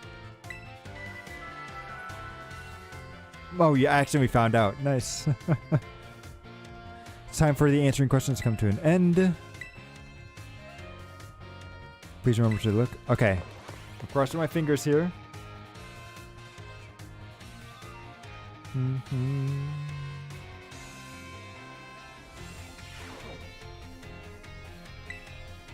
Let's get 3 questions correct to pass the exam. Yep. Let's see how we did. Come on. Yes! Perfect.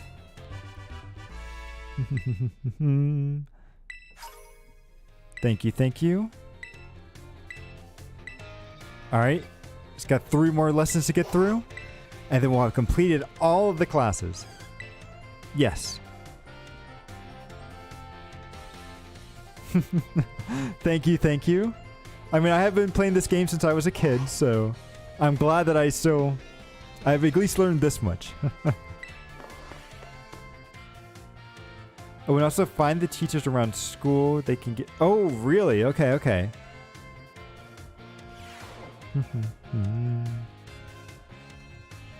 Well, your phone, it's time to begin class.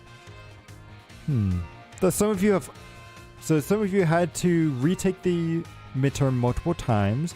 I'm glad to say the majority of the class passed without any issues. I feel honored to see that the knowledge and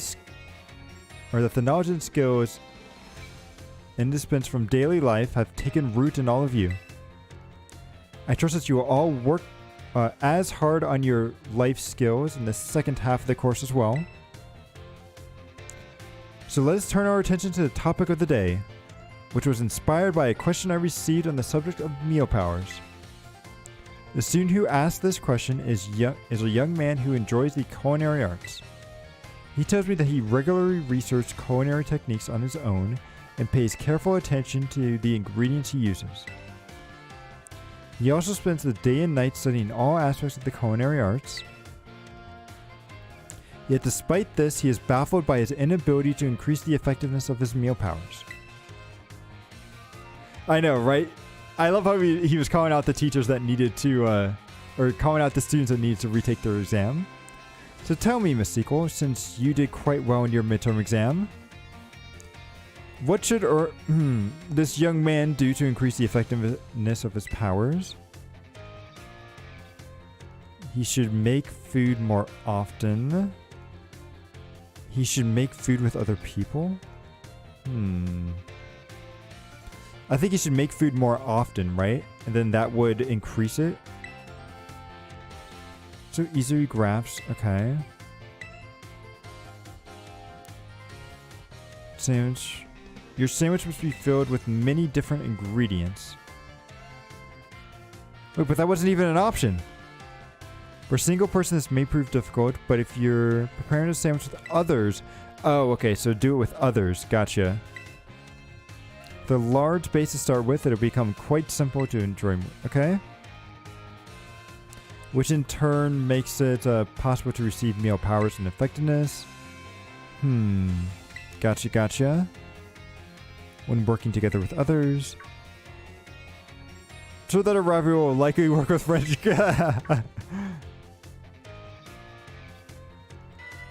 They didn't do the mouse soon.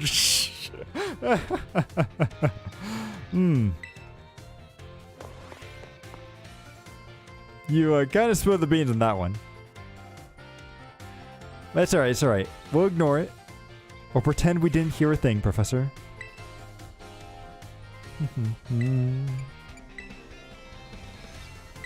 Yes, let's go.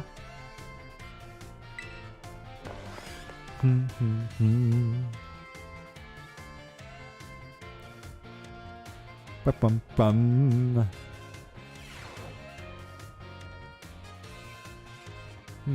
So, put away your phones. It's time for class to begin.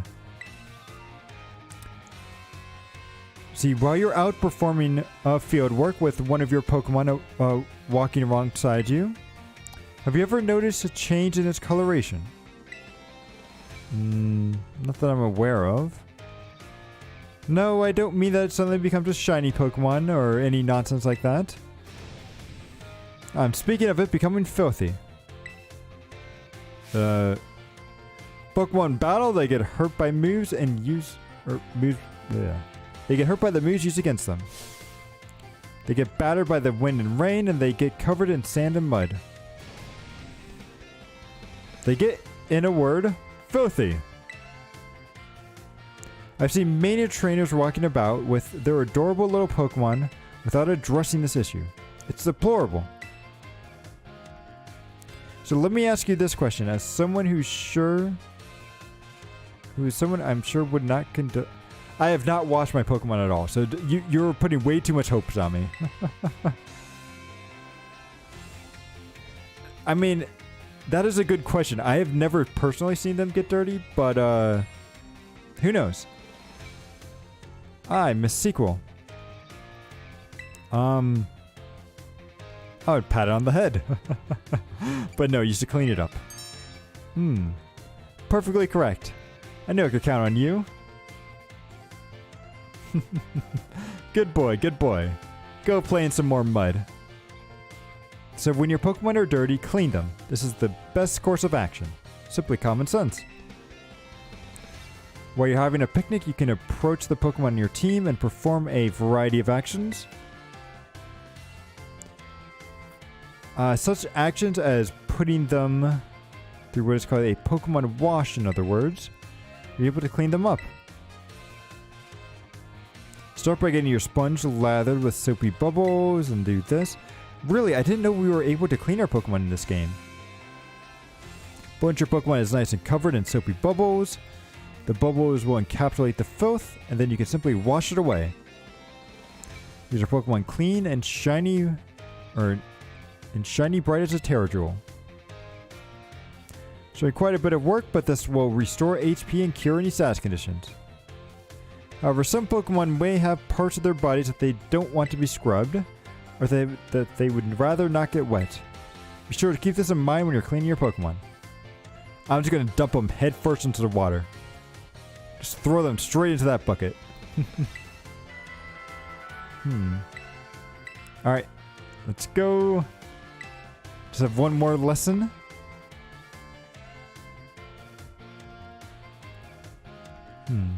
Man, I remember cleaning... Man, we would have to clean our dogs sometimes when I was living with my parents, and dogs are never huge fans of taking baths. Don't know why. They will love jumping into pools or oceans or anything like that. But whenever you're taking them to go get a bath, they absolutely hate that. Have to go with home economics? Yes. Should begin soon, don't be tardy. Like when I go, yeah, you hear them sapper, they try to like wiggle away from you and everything. It's like, no, you gotta say so. Stop it. Exactly. And dogs do end up smelling pretty bad when they get dirty, so they need to have the bath, but it's just, they never want to take it. So put away your phones, it's time for class to begin. Home economics is the study of life's necessities. Let's do this. So I hope it's not too late to shift the discussion of clothing, another necessity in our last class. As I'm sure you're aware, our academy has an air of freedom about it. We provide uniforms for each season to accommodate the diverse climate of Paldea. However, students are free to wear whatever style they wish, whenever they please. You have all received 4 sets of tops and bottoms, one for each, or for spring, summer, fall, and winter, when the academy accepted you.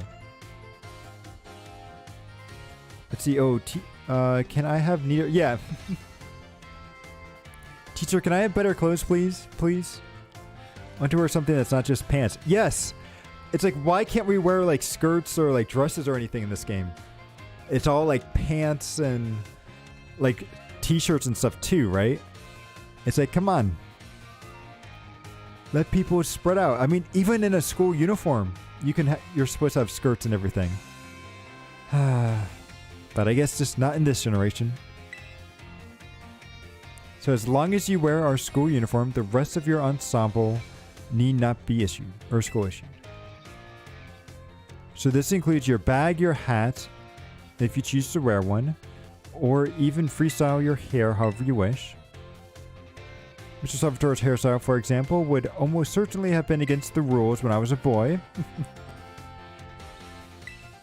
Yes, X and Y had some great customization options. It was great. That reminds me. There's one thing you all like to decorate, which I must say is quite charming. Our Rotom foams, right? Perfectly correct. That adorable little thing I speak of. Oh, it interests me so much. I must admit that I'm fascinated by Rotom phones and how to customize them. What's that? How very interesting. So there's a shop called the Delibird Present where you can purchase cases for your Rotom phone. Thank you for that useful bit of information. I shall have to go myself the first thing tomorrow and get an adorable case for my own liking. Forgive me. Seems I've gotten a little carried away. So, as this class is known as Home Economics nears its end, I offer you one final word. To honing life with me. My field of study is not so decisive as the likes of math, for instance, where test scores may play a part in deciding your future. However, as you go on to cook for yourselves and take care of your Pokemon, and to decide what to wear when you awake, I would be honored if you would have, or if what I have taught you serves to smoothen out and enrich your lives, even if only a little. This sentiment was imparted to me by Mr. Hazel, in his particular outlook on such matters. Thank you all from the bottom of my heart. All right.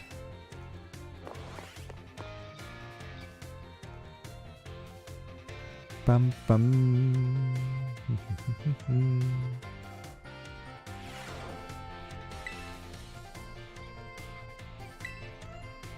Let's go to our final. We got this.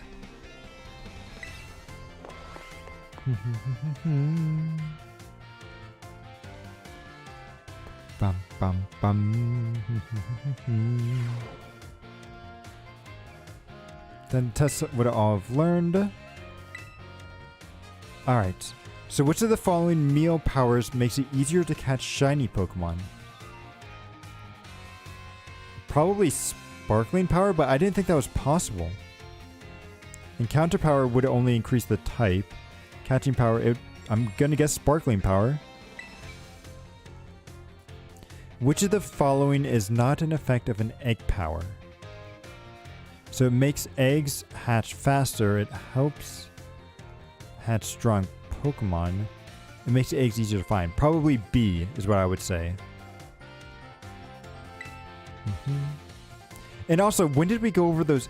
Hang on. When did we go over those last two things in class? I feel like you just completely skipped over those. There is a Sparkling Power. Okay, good. So, what is a simple yet important tactic for increasing the effectiveness of meal powers? Making food with others is what he said during class. What is the correct action to take when your adorable Pokemon becomes dirty? A Pokemon wash. Pokemon Dash would make them dirtier, and Mission would just keep them the same. So this is a question about the Academy rules. Should you change your uniform tops and bottoms to properly match the season? It doesn't matter. Doesn't matter.